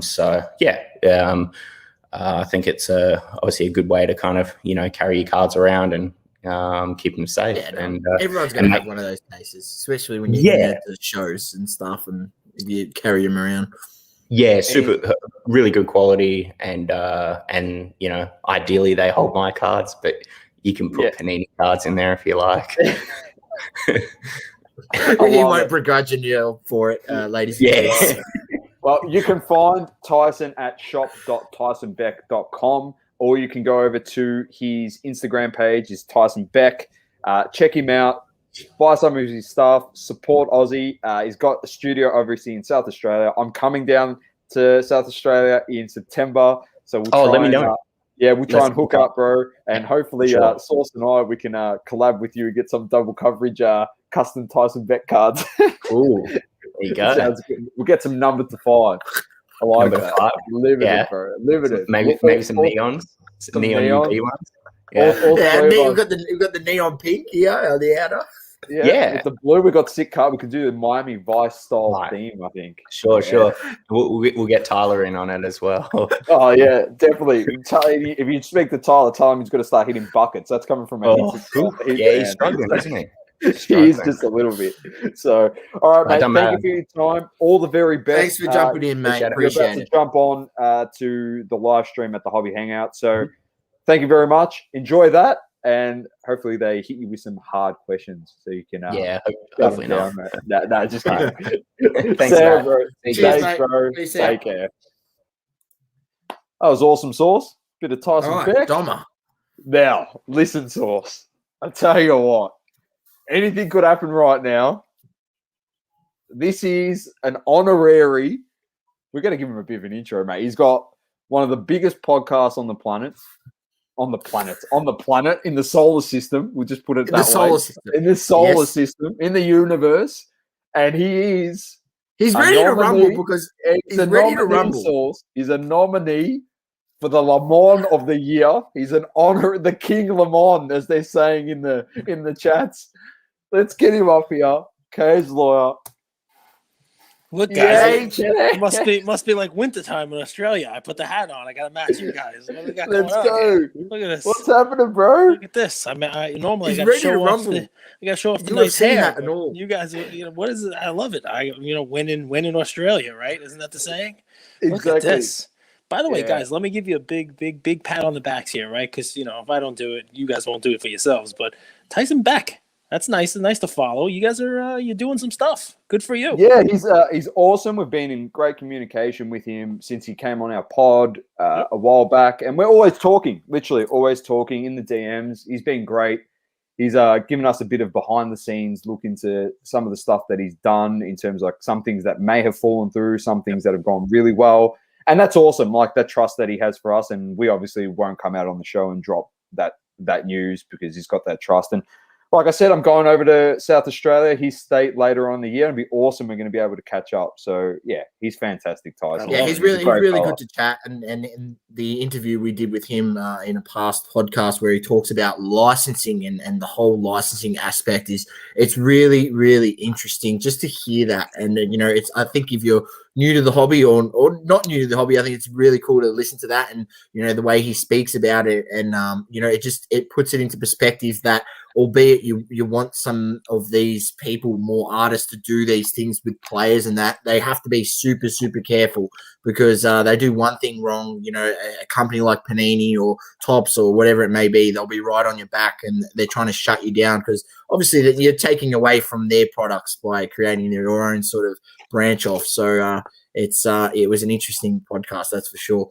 But yourself, Cage, how have you been, mate? Yeah, man, listen, I'm great. I mean, this is a great topic. I mean, you guys are doing a huge show, but the NFT space, it's funny. You have like guys like Tyson back on. We had, we had some Project 2020, Project 70, whatever they're calling it now, artists on ourselves. Blake Jameson was on.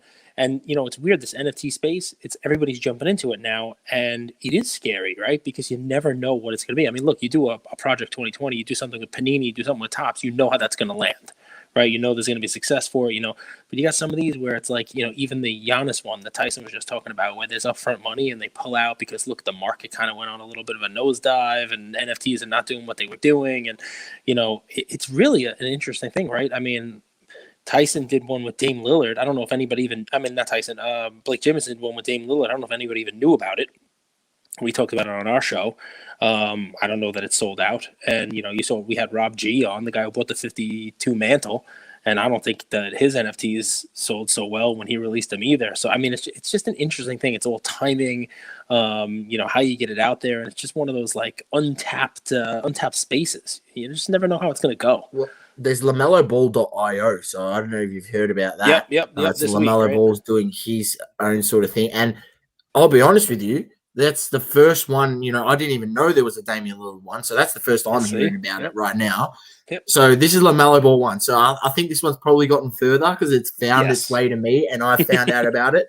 I mean, I'm in a few NFT projects. I dabble a bit in the VV Collectibles app and buying some of those NFT things. But I look at it as more like a just like a play around thing. Like I'm not dropping spending hundreds of dollars on there. I mean, every drop they have like 4 or 5 releases where if you buy every release, you're probably looking at spending $300.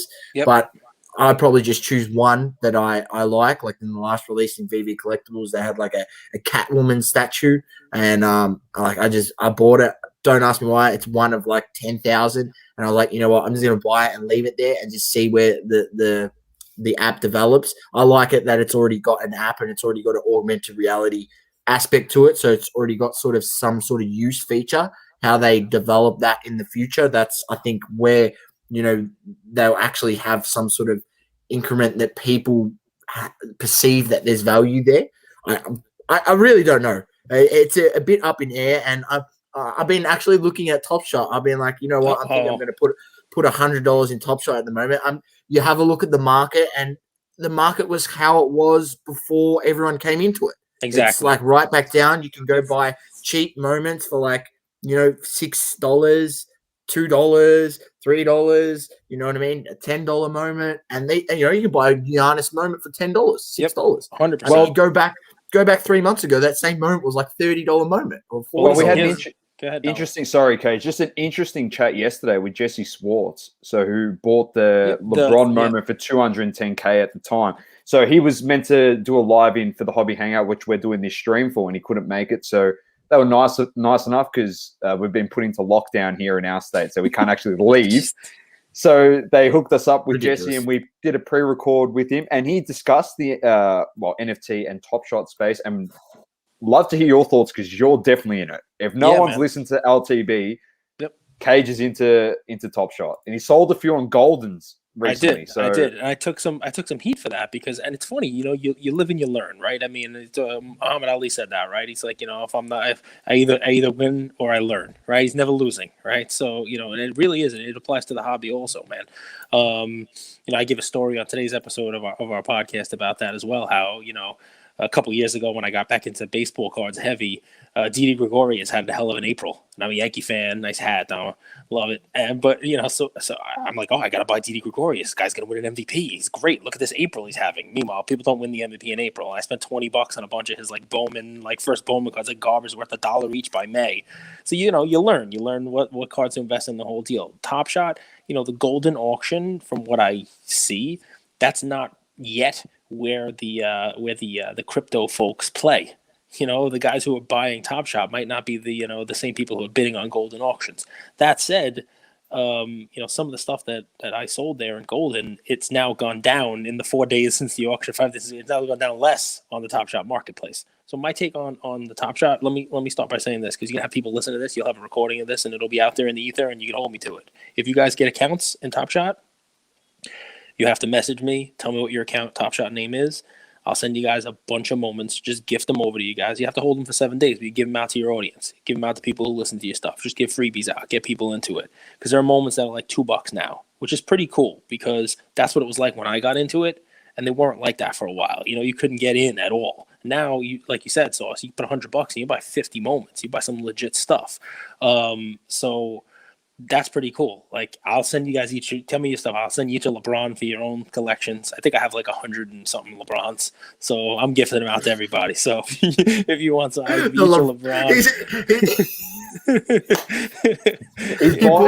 He cornered the whole market just so he can give them away. So that's how he perceives them. He's just gives them away. Well, I'll tell you, here's the fun part about it, right? Eventually it'll all be Ready Player One, right? We'll all be in the Oasis. It'll be the metaverse. I'll only know where Sauce is because he'll be lugging around this Catwoman statue with him everywhere he goes in the metaverse, right? So, it'll be a lot of fun, right? But honestly, I mean, it'll eventually be all that. And here's a cool part about it for somebody like me, right? I'm on Twitter, we're doing a podcast, and people listen all over the place. You guys listen. People listen in the UK, right? And if I want to give away a $5 card, I'll be like, okay, Twitter, send me your address, and it'll be in Wales. And I'm like, son of a, this is going to cost me $47 to mail this $5 card, and I gotta worry that it gets there, and then I'm getting messages in my DM, did you actually send this? You said I won the giveaway, and I'm like, dude, I sent it. It's somewhere in the Atlantic Ocean. What do you want me to do? But with these Top Shots, the $2, $3, I could say, hey, follow, let us know, answer a question, do a trivia, and boom, instant. It's there. It's in. Yeah. I know it's been moved over. I have to worry about going to the post office and whatnot. So for somebody like me in this, in this space where we're doing content and want to do giveaways and stuff like that, it is a godsend. It really is. It's a great tool, in that regard. The other thing I like about it is it's funny. People do auctions on gold and people sell stuff all the time. You can't hide with crypto. Everybody knew what I was selling. Everybody knew what I paid for it. Everybody was like, why would you sell it for this when you paid this? I mean, legit, it is out there. It's transparent. So it's a different world. It's not as easy to manipulate as some of the card stuff. I mean, you guys, I've been on for a little while in the back room there. You talk about shilling before that, with two guys before. So you can't really do that, with a lot of these things. So it's definitely interesting. I like your take on it. I would hope that, the stuff goes back up. I would hope that now it's at, sort of a price where collectors, somebody like you who's like, hey, this is just a cool moment. I want to own a Giannis one of these. I want to, mix the cardboard, the tangible stuff with some of these intangibles and put them in there, and you're holding them for a while. Because the way it's been basically since January is people want to come in, open packs, and immediately sell for a profit. And that's just not sustainable, That's what the problem has become. And you summed it up beautifully in a few podcasts before. I got to actually catch up. I'm about 4 behind at the moment because demerit. Yeah, I know. Demerit. That's all right. You're busy. Look No, at you. no, but You're you hosting are the biggest literally- show in Sydney. I mean, it's okay. You're doing Yeah, good, man. I'll literally. give you a pass this week. So you summed it up perfectly. Where people don't want to ride the thing, people are happy to ride the hobby and anything. It's not just cards. Anything on the highs of the highs. But as soon as it gets to the too hard basket and things are down in the lows, no. Oh, we're sick of it. We're jumping off. The market's crashing. This is crashing. That. It's like we do live in a society now where everyone expects the best of everything. Yep. Like as soon as there's failure in some section of anything, it's like, oh, I can't do this anymore. No, it's over. It's done. We're off of that. Same with crypto. It's starting to drop, and people are like, oh, I'm off of it now. It's not at seeing its 1,000% return highs for some coins as it was 6 months ago, 3 months ago, even. So I don't know. It's sticking true. You really do. It's times like this that really weed out who the real people in the hobby are and how true they're going to stick to it. They're investing, their tips that they're giving out to people, things to buy. And Saul's mentioned it before, like slabs at the moment. PSA 9 slabs are just at all-time lows for some guys. You can and Noah said it from Refresh Cards. You can literally go buy the value of a base card it's just slabbed. You're buying the base card and it's just slabbed for you at 15 USD. Yeah. Which is crazy stuff. Crazy stuff. You just got to know where to look, and research is the key. And we've always said that. Research. That's the it's best amazing, advice. right? Because you're 100% right with that, right? So $15 for a PSA 9. Like when PSA actually opens, you're not gonna be able to grade a card for $15 anymore. So think about that, right? You can get a mint card slabbed to somebody, for cheaper than what it's going to cost to grade, right? I don't know what it's $50. Who knows what it's going to be? But here's where, and Azuro Cards, I see you in the chat. Big thumbs up to you. Thanks. These guys are the best. Awesome stuff. He's got a whole bunch of Zuro, and then we got Mast in there as well. He's loving it. Yeah, so I mean that's good stuff. But I mean, so what I would tell people is this, right? And I give an example just because I love him, although I sold all of his cards. But I'll be looking to get back in. If you're a basketball guy, here's what I would tell you. And what Dom just said, there's no shortcut for research, for educating yourself, for doing your due diligence, for watching the games, for picking the right guy.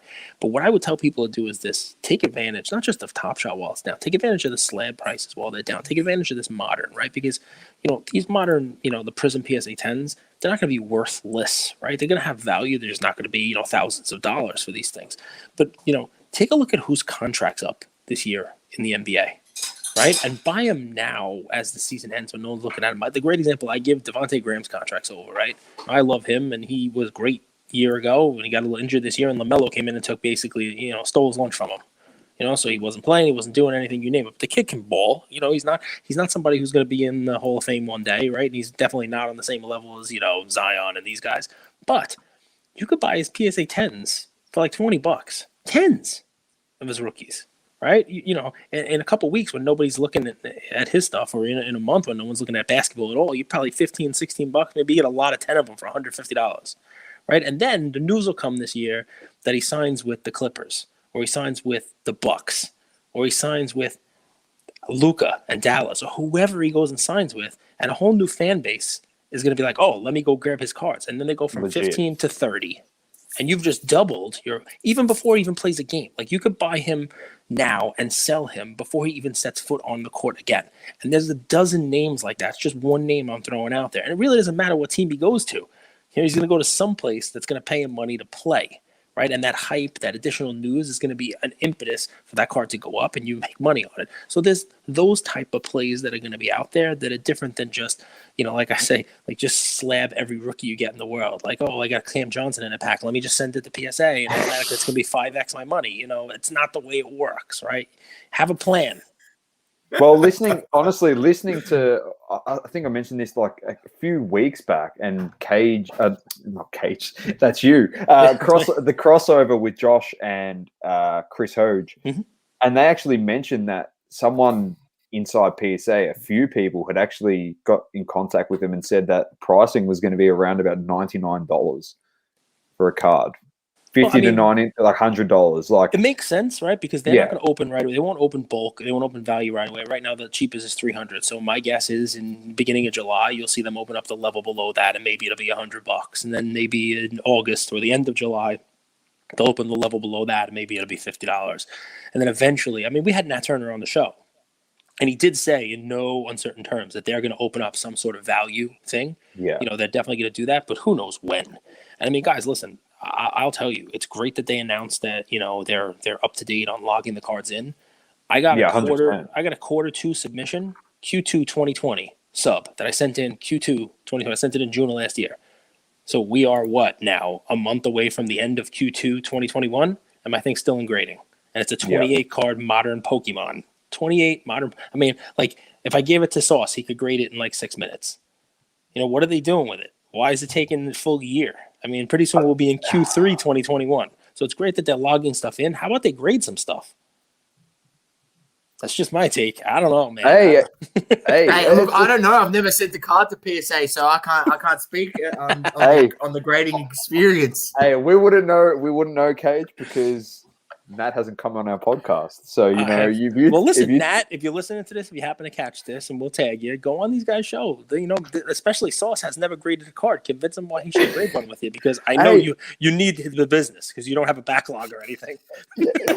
We've said to him before, like, I know we've just got a sneaky suspicion he may have seen a few flames that we've sent across his way, but we just want to answer some questions, have some questions answered, and pretty much.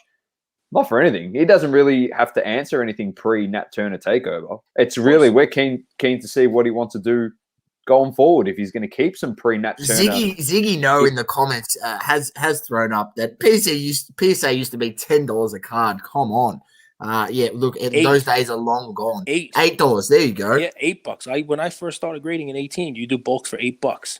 Value, you do $8 a card.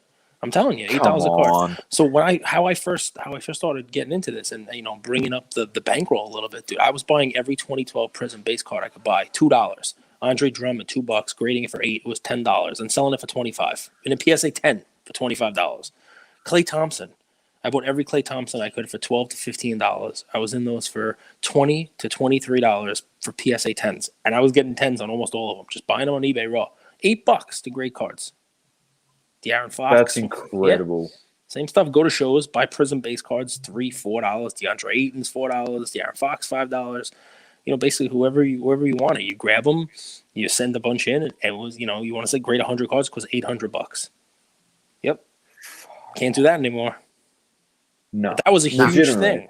And you know, I get a lot of messages now, guys. I'm sure you guys get the same thing too, but it's you know, believe it or not, there's almost kind of like this rift now in the hobby, because there are a lot of people who come on.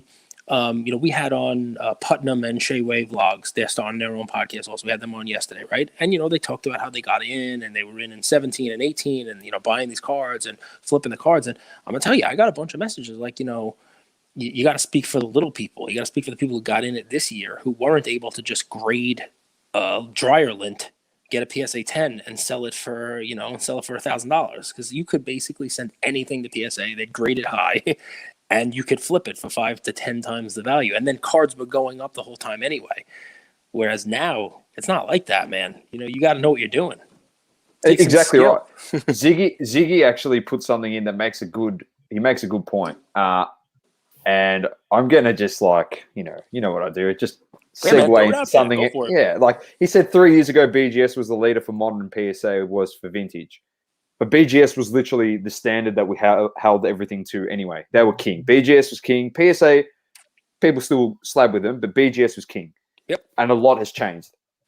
I went on this crazy rant about a month ago and made probably an outlandish take. It might be outlandish. It was when you actually interviewed Nat Turner, and it was around about the time he announced Genament takeover and incorporating their software into grading cards.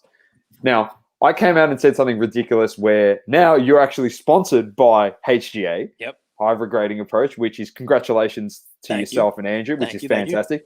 And I came out, and I don't think it's outlandish. It sounded outlandish at the time, but I said that by the end of 2021, they'd be the number 2 grading company on the planet behind PSA when they open their doors up again.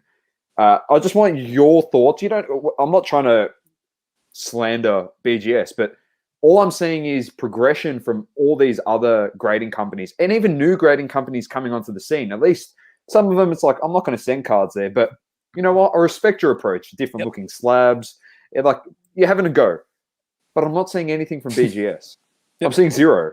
So I'm getting no confidence at all. 100%. So what's your thoughts?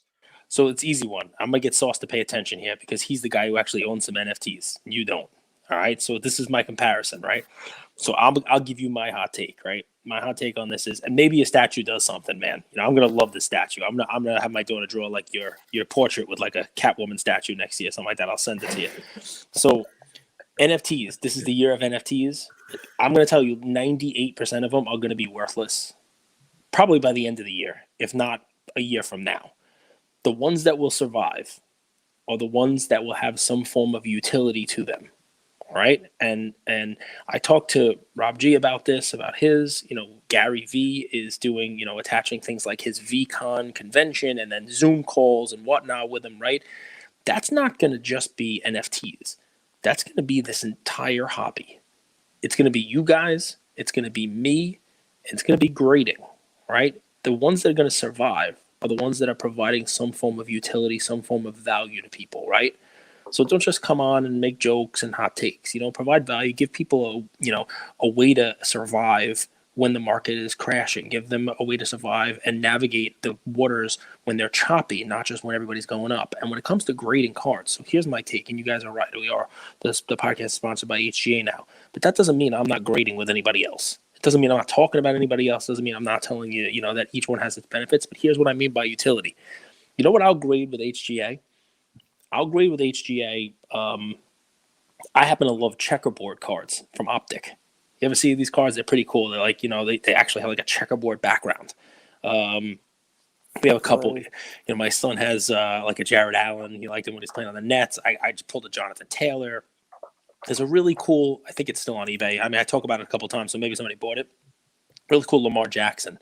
And yeah, exactly. So you can't see it. I can see it. Yeah. So, but what HGA will do is with a custom slab, they'll actually do a checkerboard label across the top of the slab, right? So you get like your Lamar Jackson or whatever it is, a checkerboard card, and on the top it'll say 9.0, 9.5, Optic checkerboard. I saw a really cool one picture on Instagram. It was a downtown Tom Brady with the Bucks, and it's got like a pirate ship behind him in the card, and like a pirate hat, and on the slab they put like a pirate ship, and Tom Brady Buccaneers, like the whole deal, right? So am I gonna do that with a Michael Jordan rookie card? No, right? Because it's a different thing, right? Am I gonna do that with like a high-end LeBron that I might want to sell one day? No. But for PC cards, right, cards of my own collection, 100%. I'm going to send a bunch of those to HGA. My son's name is Ian. We collect like Ian Anderson, Ian Happ. We collect like Ians in the hobby, So I'll send those. We're just going to keep those things. We're gonna have those, for our own collection. Now, I think that there's a chance though that as the sales record is built, remember HGA is about 4 months old.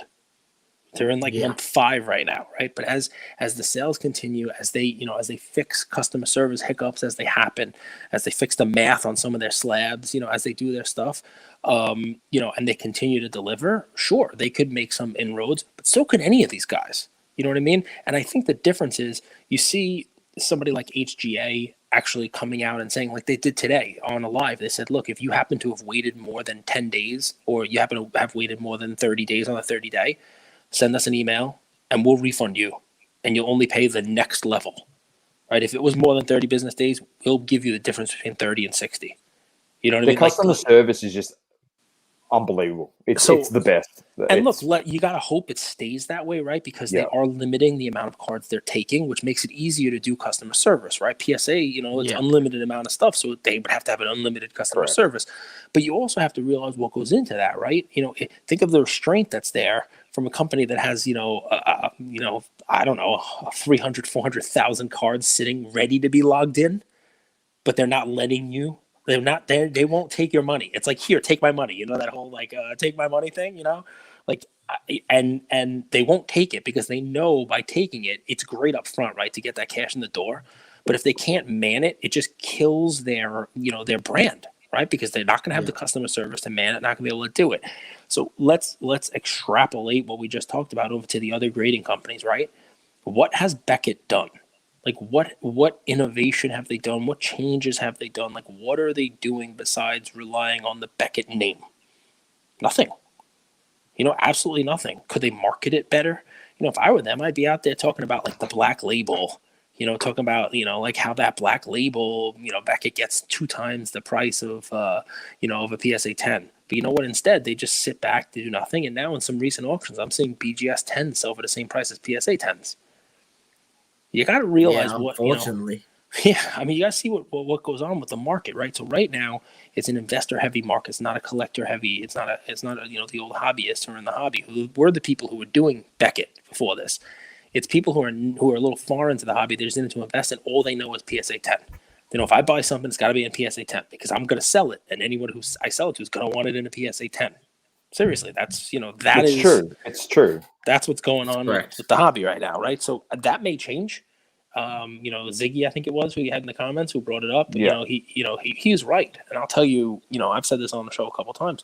When baseball was big in 09, 10, when Steven Strasburg was coming out as a rookie and Bryce Harper was coming out as a rookie and Bowman, I was cracking those packs myself, and I was only sending a BGS. That was where I was grading. You got the 9 and the 10, 9.5 and the 10. It was cool to have that 10 auto. You know what I mean? Like that was what you were doing. Let's see. BGS sleeping. They have the biggest cards in the hobby with BGS slabs. It's true. So the biggest cards in the hobby thing, I think that might change. You got to realize why they have the biggest cards in the hobby. It's because, when Exquisite came out, when LeBron rookies and stuff were out in 03 and 04, right? Go ahead, Dom. You take it, man. No, the reason I completely agree with you because I said the exact same thing. Everyone goes, "Oh yeah, but look at Golden." I said, "I'm going to say exactly what you're about to say, Cage," and I said it on the pod. I said they had no choice but to send it to BGS because they were the big dog back then. That's right. If somebody told the person who owns an Exquisite LeBron in a BGS 8.5 holder that they could guarantee that it would go into an 8.5 PSA, they would jump at that opportunity. And pay triple whatever it would really cost to get it in there, a crossover, because it would sell for more money. So the only reason why, you see those big cards in those BGS holders, because that's where people were sending them at the time. They're not sending them there now. The other thing as well is, would you want to take a risk on cracking a slab with the LeBron RPA in there from an Exquisite? I don't want to damage the card. So That's why you don't take that risk. Nope. I completely agree. That it's just one of those things, and that's the shift in the hobby, how things are changing. So I don't know. They're sleeping a little bit, but they've got a bit of work to do. I did see a few of the BGS reps at a bit of a round table meeting discussion. There's a photo that was floating around online at Dallas Card Show. So hopefully they got a few ideas.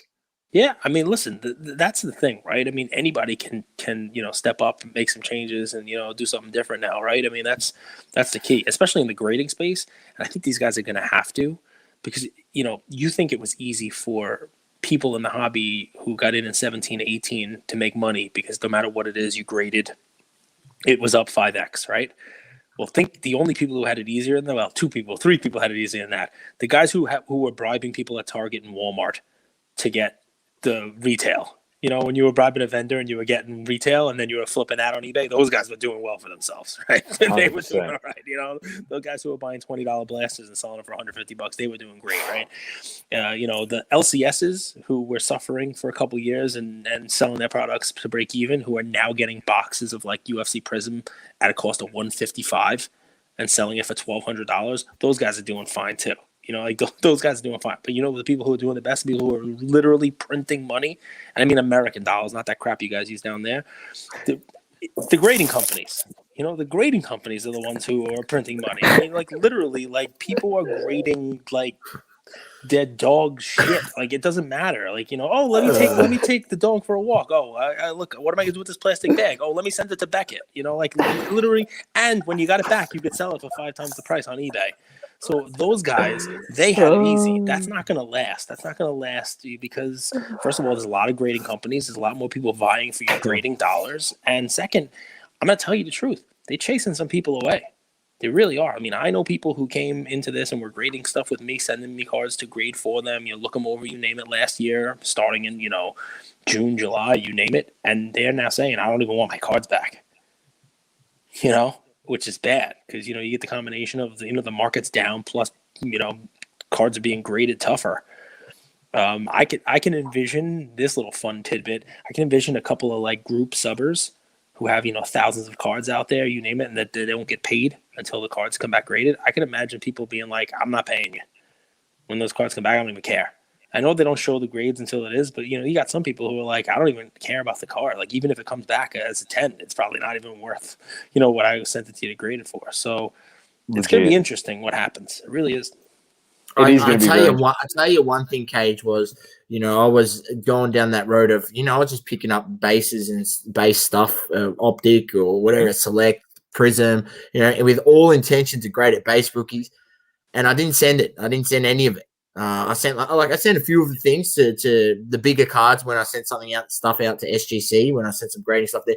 But I was planning to send it all to PSA, and I'm glad that I didn't send it, because now, you know, the amount of time I would have probably still been in grading process, or it still wouldn't have had it back. But the market, you know, goes down that much, and when you really want to have it back, you're not going to have it there to capitalize, to make the most out of the grading that you've done, so that you can then reinvest that money into buying cards, you know, that you really want.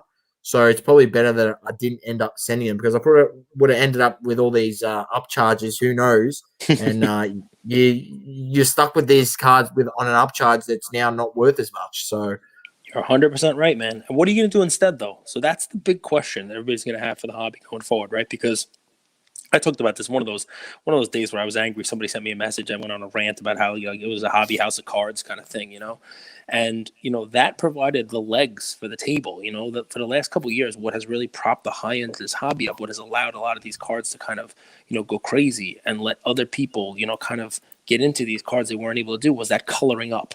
You know, like at a blackjack table, right, with your chips, right? You were able to take those base cards, those base prisms, and turn them into silvers. Then you're able to take those silvers and turn them into, you know, the numbered parallels, and then all of a sudden you know you're in the RPAs, and you're coloring up to real nice stuff. Well, if people can't get in at that bottom level anymore, it's like any other pyramid scheme, guys. Yes, I just called the hobby a pyramid scheme. You know, if you don't have that bottom feeding in, the whole thing kind of comes crumbling down, right? It's like a Tupperware party. If we're going to talk about pyramid schemes at the moment, I think this is the best thing to put for. Mind you, you want some cheap boxes. Saucy's got the Formula One box right behind him there, K's, that we discussed on the Formula One. up. You guys were on that, man. You guys were on that first. There it is. On that. Look at you guys. We've got five boxes here now, which is good because they all came from Ship My Cards. They're back. There you go, all sealed. But talking about pyramid schemes, in all honesty, no disrespect, we've got a lot of friends that are breakers and own LCSs. But box prices at the moment, it's like we discussed it, you've discussed it as well. It's out of control. It's getting to that entry level market is crazy. We did a live last night and Card Porn jumped in, and we're opening up these, just some AFL cards. Yep. And I got the biggest hit you can get in one of those boxes. I happened to pull it. And Card Porn said, you should donate the rest of the packs. And I said, well, we're going to open them because all the base cards, pretty much, we put them in our double coverage packs and we give them to the kids anyway. But obviously, not being here in Australia, not aware that you can literally go into any petrol station, service station, whatever, and you can buy this for $3, and there is so many of them, and you can hit a card like this, that's raw, and it's worth $350 to $500 Australian dollars. Nice. So that hit card there, if I collect the other three, which I went and bought them for $7, creates that 24 karat plated gold. You actually get a 24 karat plated gold card, which is interesting. Which is worth around about $1,000+ I'm buying these now. Raw. Look at that. Now, look at that. I see it looks like Thanos collecting the Infinity Stones. Legit. That is Cage readily available to purchase. That's great. $104 a box. Has not fluctuated in price. Nothing. $3 a packet if you're going to go and buy just a single pack. Then we had Footy Stars. It's a different company. Select, create those. $3 a pack, 110 a box for that. Then they released their Prestige. Now, this is where we're starting to see the pyramid scheme start coming into place. But at least there's a bottom end here in Australia. But Prestige, which Source opened last night after I did the team coach, released for 140 a box. And now it's a more high end. They've gone with a red, green, and blue PMG style card. Source will show you. They've literally taken inspiration. It's a PMG. It's beautiful. That's nice. It's a bit like a PMG style. They're all numbered. That box, Source bought a few, notified a few people, then they sold out, and the resale was going then for 220 off 140. Few recent sales have been 300 a box. So now that product, because it's a higher end, more numbered cards, better numeration on the cards in terms of like in the variants and hits, that's going to get to 300. Now we got Dominance, which is our next product to drop. And our Dominance was the hit of 2020 for Australian rules football cards. It was the hit. And you could get just numbered cards I saw in there going for at a hobby show here for 1,500 Australian raw. Nice. Raw. And what was that price, Source? I think the box was like 200 bucks. Yeah, I think it released about 250 for a box or 260. Yeah, I reckon that'll sell for 300 at retail, and it's going to go for a shit you not cage. It's going to go for 600 plus a box. I'm sure. Yeah, I'm sure of it. So I'd love to get your point of view. It's funny, Cage, because the people in this hobby, in that sector of card collecting, AFL, Australian card collecting, they're sort of not familiar with this. And, you know, me coming from basketball, I mean, that's what I know. I know the box prices to come out. And then, you know, yeah, there's a short time where you can get them for a reasonable price if you're savvy enough to pick them up. But then after that, you know, say goodbye to those prices. Like, it's gone forever. And, you know, these people at AFL are collecting, they're not privy to that. You know, it's been previous years. It's been, you know, those boxes, they'll still sit in your LCS for, you know, 6 months after they release, and you can still go in there and pick up a box for a retail price. But now that's long gone. And I think they're starting to realize, shit, there's that many more people collecting cards, even Australian football cards, that we can't just wait. If we see the opportunity to just buy the box at $300, we just need to buy the box. If we want to rip 3 boxes, you're best to just buy it at 300, because you're never going to get it at 300 again. You're probably going to have to pay 600 or 700 if you want to rip another box. So it's funny, people sort of in that sector of the hobby are sort of just realizing that's what's happening, which is, you know, unfortunate for them. The same thing happened to UFC people.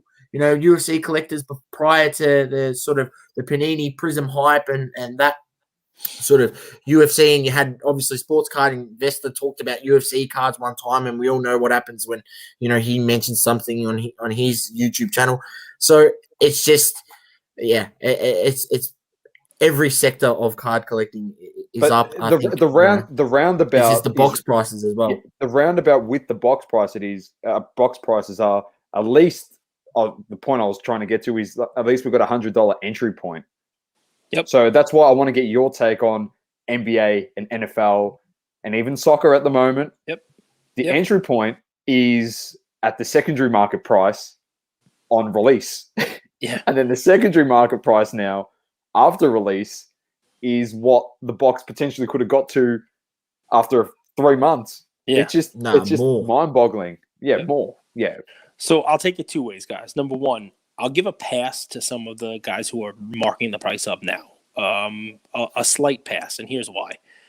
I'm going to say a lot of them have been in the hobby for a while. Yeah. And they've saw some lean years. You know, I know the guy who owns the LCS by me. You know, he's been open for as long as I know, decades.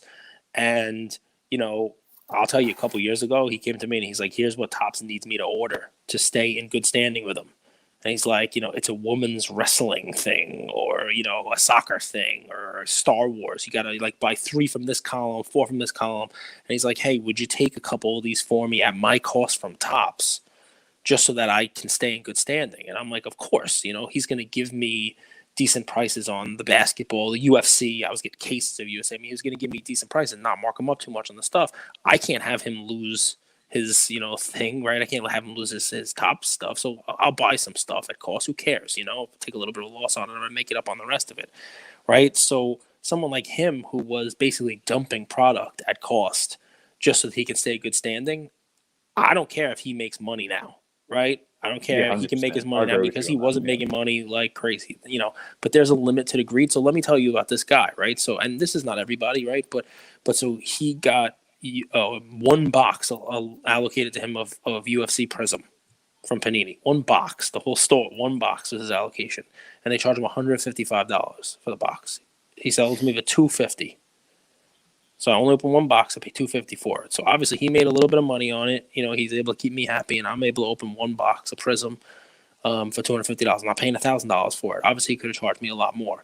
So, but there's got to be a little bit of that in the hobby, and I think it's going to happen. I think you'll see it with your Australian rules football boxes, especially because the market on that is limited and people have gone nuts. A great example I'll tell you just in your type of market is there was like a card and smoke shop by me. One of these, they sell like Pokemon packs, like behind the little glass, sort of like in your petrol stations that you have, right? Like, oh, let me take one of those, number 15 or whatever it is, right? So for the longest time, he had this box of soccer World Cup stickers, years sitting in there. It turns out it was the Mbappe, the rookie. The Panini foot? The Panini foot. And it was just sitting there. And no one wanted it. Nobody cared. It was just sitting there. And then all of a sudden last year, I went in there after seeing them start to explode. And I'm like, where's that box? And they're like, oh, no, somebody else came in and bought it last week. I'm like, God, yeah.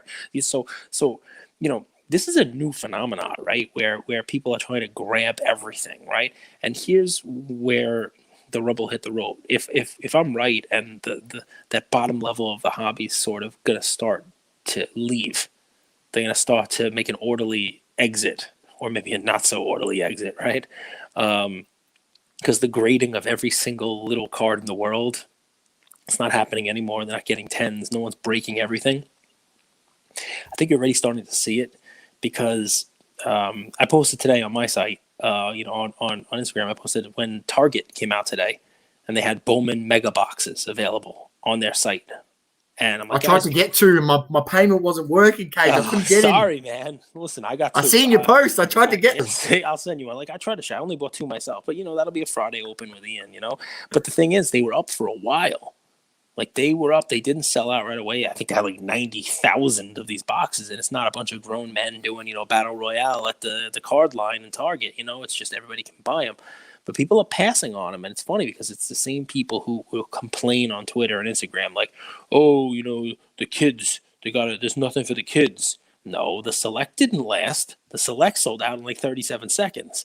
It's the Bowman Mega Box that may or may not be something you can grade out of it, or may not, you're not going to make a killing on it. That's there. It's available, right? So the things like you're talking about, Dom, that Arena League football that is $3 a pack, right? Like, I think you're going to start to see that's going to stay there. Like, those should stay readily available. You know what I mean? The other stuff, the stuff that's going to be money to be made on, it'll continue to you'll see that market, but continue to see that markup on those things. But I really do think that a lot of the stuff is going to come back down to earth. I do. I think it's in comparison to the whole. We're seeing it happen with cards. So if cards are becoming that low in value and you're going and buying boxes that are so much more inflated than the best cards in the box, people are going to be like, why am I going to spend this much money? So it all evens itself out. We've seen it happen so many times. Yeah, man, I told my LCS, right? Like, Topps came out this year, right? The Topps first series Topps, which is like an easy buy. I've broken Topps basically every year. I buy cases of the stuff, because every rookie, I get a Tatis rookie, I get a Vlad Guerrero rookie, or Dan Alvarez rookie in Series 1 last year, right? A Bo Bichette rookie, and no matter what they were, even though they were $6 or $7 base cards on eBay raw, you were for $10 or $12. You were going to take that card and send it to PSA in a bulk sub and get it back whenever you got it back, and you were able to make your money on your box. Even if you didn't kill the box, even if the auto, your hits in the box weren't that great, you knew you were going to get back your money on that box because eventually you were going to get your PSA sub back, and you were able to sell your Bichette. You were going to sell those guys, and you make your money back, maybe even make some money on it, right? You knew it was a no-loss proposition, right?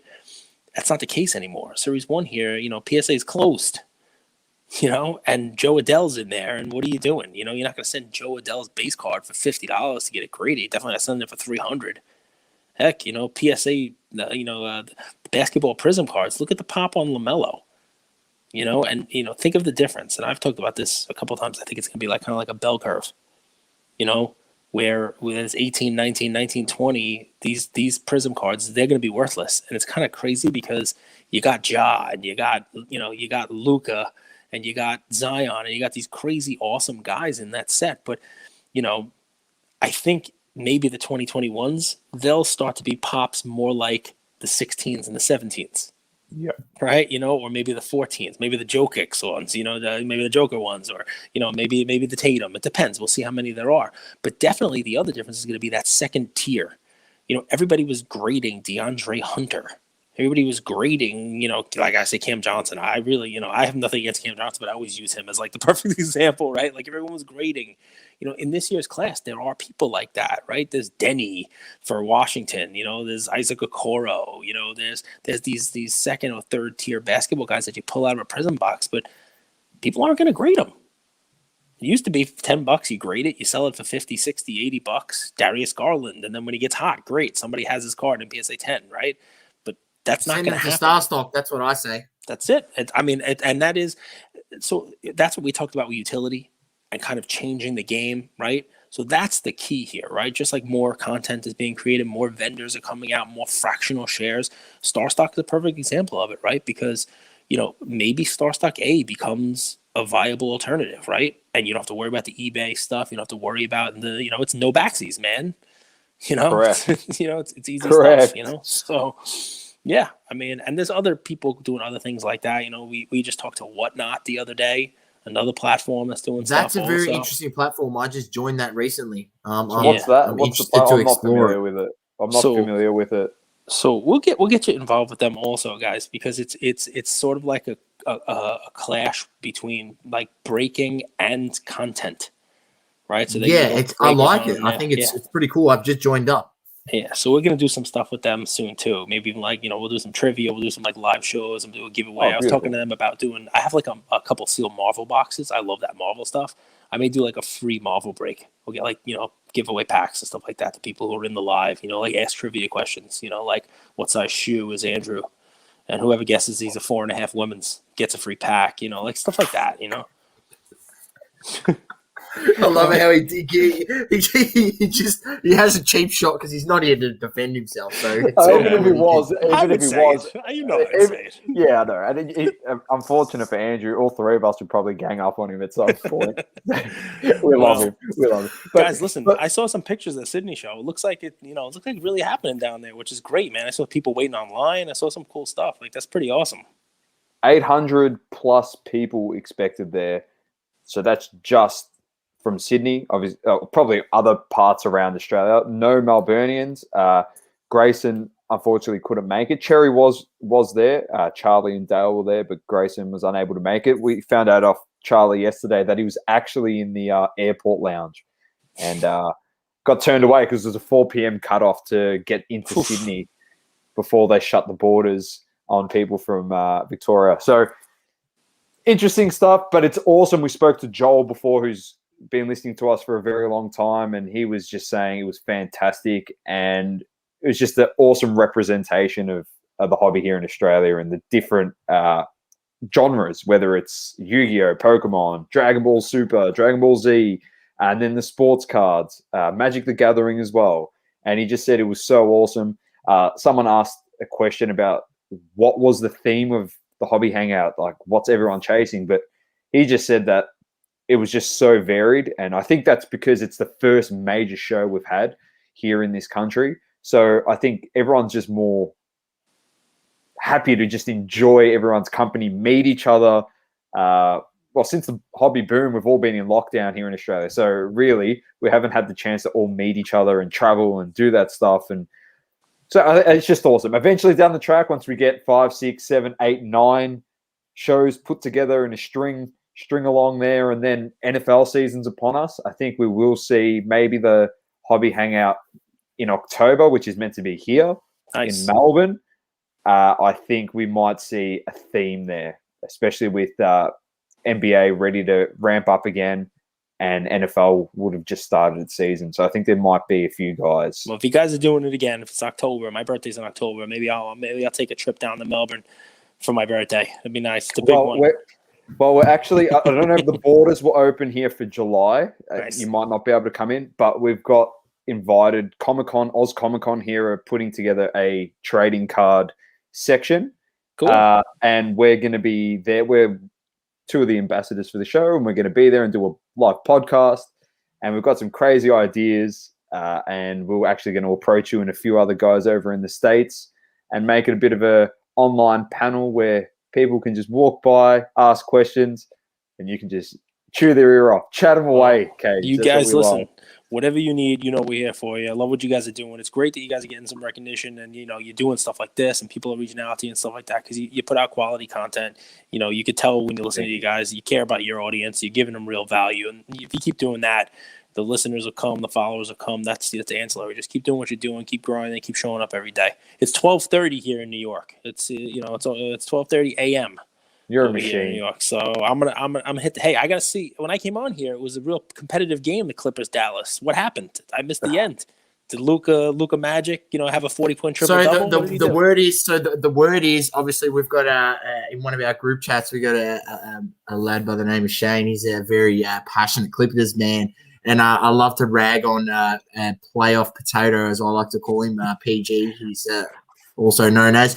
But he's in the group chat. He's actually said, I hope you're one of those guys that posts when PG actually plays good and just doesn't post when he plays bad. So PG's actually turned it on today. He scored 29 points and he was apparently good down the stretch, which I haven't seen. I missed the last quarter. I watched the other stuff, but I was involved in the chat here, but I believe that Luka the Don might have seized up a bit late, even though he did drop 44 points. He did drop 44 points on them. So, I mean, when you got Kristaps where to be seen, Porzingis scoring 9 points in the game as your second best player on the team, that's not going to win you many games, let's be honest. Oh, exactly. Yeah. It looks like they came down the stretch. The Clippers won by 10. 118-108 is what it looks like the final score is.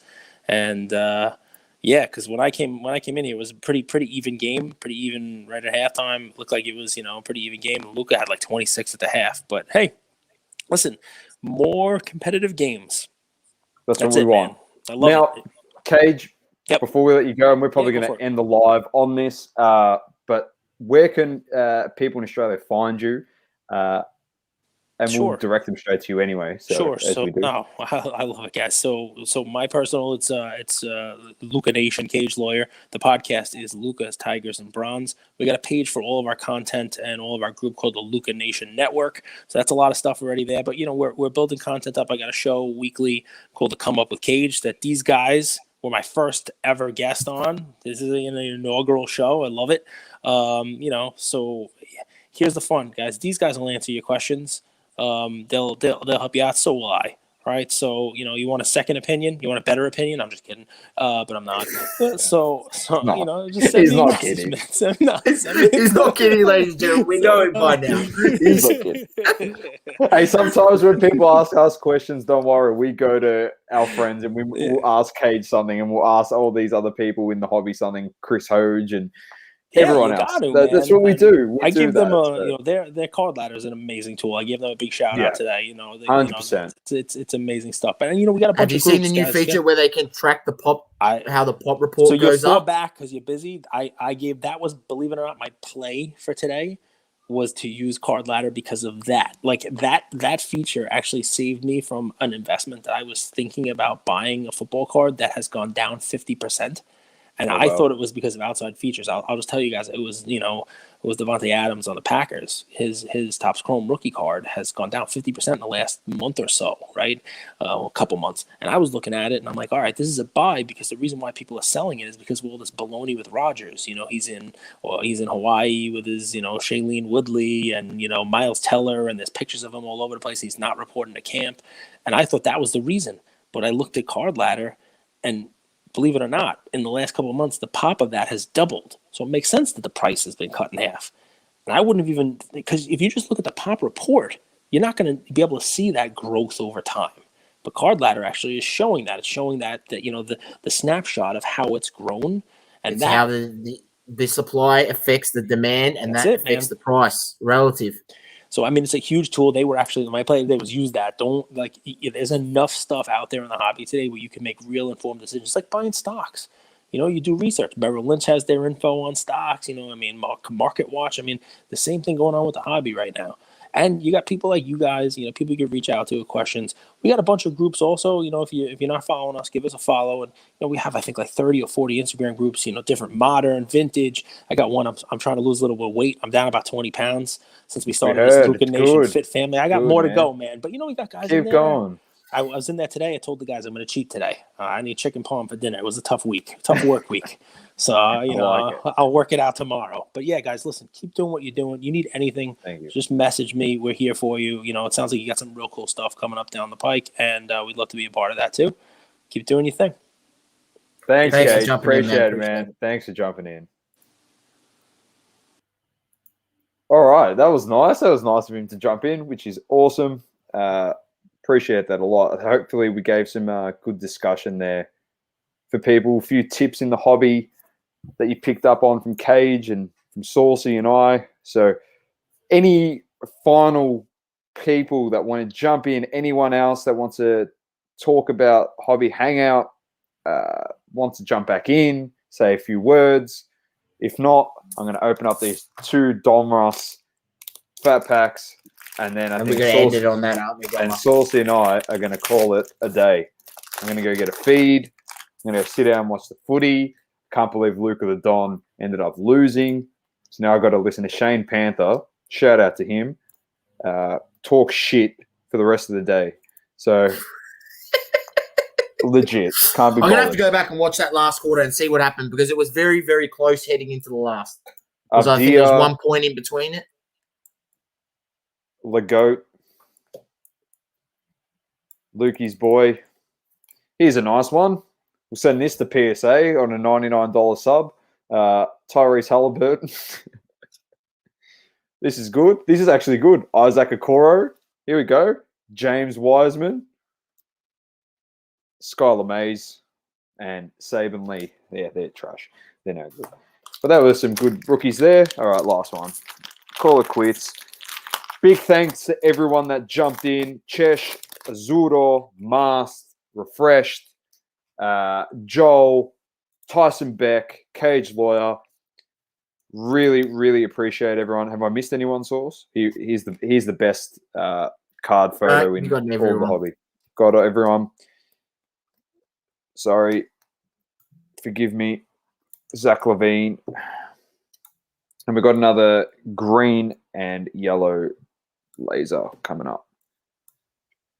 And it is DeMar DeRozan. Who else we got here? Tyler Bay, Terrell Terry. Here we go. Peyton Pritchard. Tyrese Maxey. And the last card, Isaiah Stewart. Bang. Done and dusted, Source. It's been awesome. Thank you also to the Hobby Hangout. We really appreciate you giving us the opportunity to run this live stream. Andrew's been awesome. The moment that he found out that we couldn't get into the state of New South Wales, he said, we still really want you to be involved. And as I said, really do appreciate it from the bottom of our heart. And we hope you all enjoyed the Hobby Hangout and you had a blast. You'll be able to find us on our socials, which we'll tag in the description when we put this out. You'll find this on YouTube and on all podcasting platforms. We'll end up dropping the full entire audio. So thank you once again. Keep living, loving, breathing all sports. It's double coverage. Been Dom with the great man Source. Thank you again, and peace. Peace out, ladies and gents. Thank you for tuning in. Please don't forget to leave a review on the Apple Podcasting app. Also, follow us on socials: Instagram, Facebook, Twitter, and TikTok. Talking all sports. Double curve.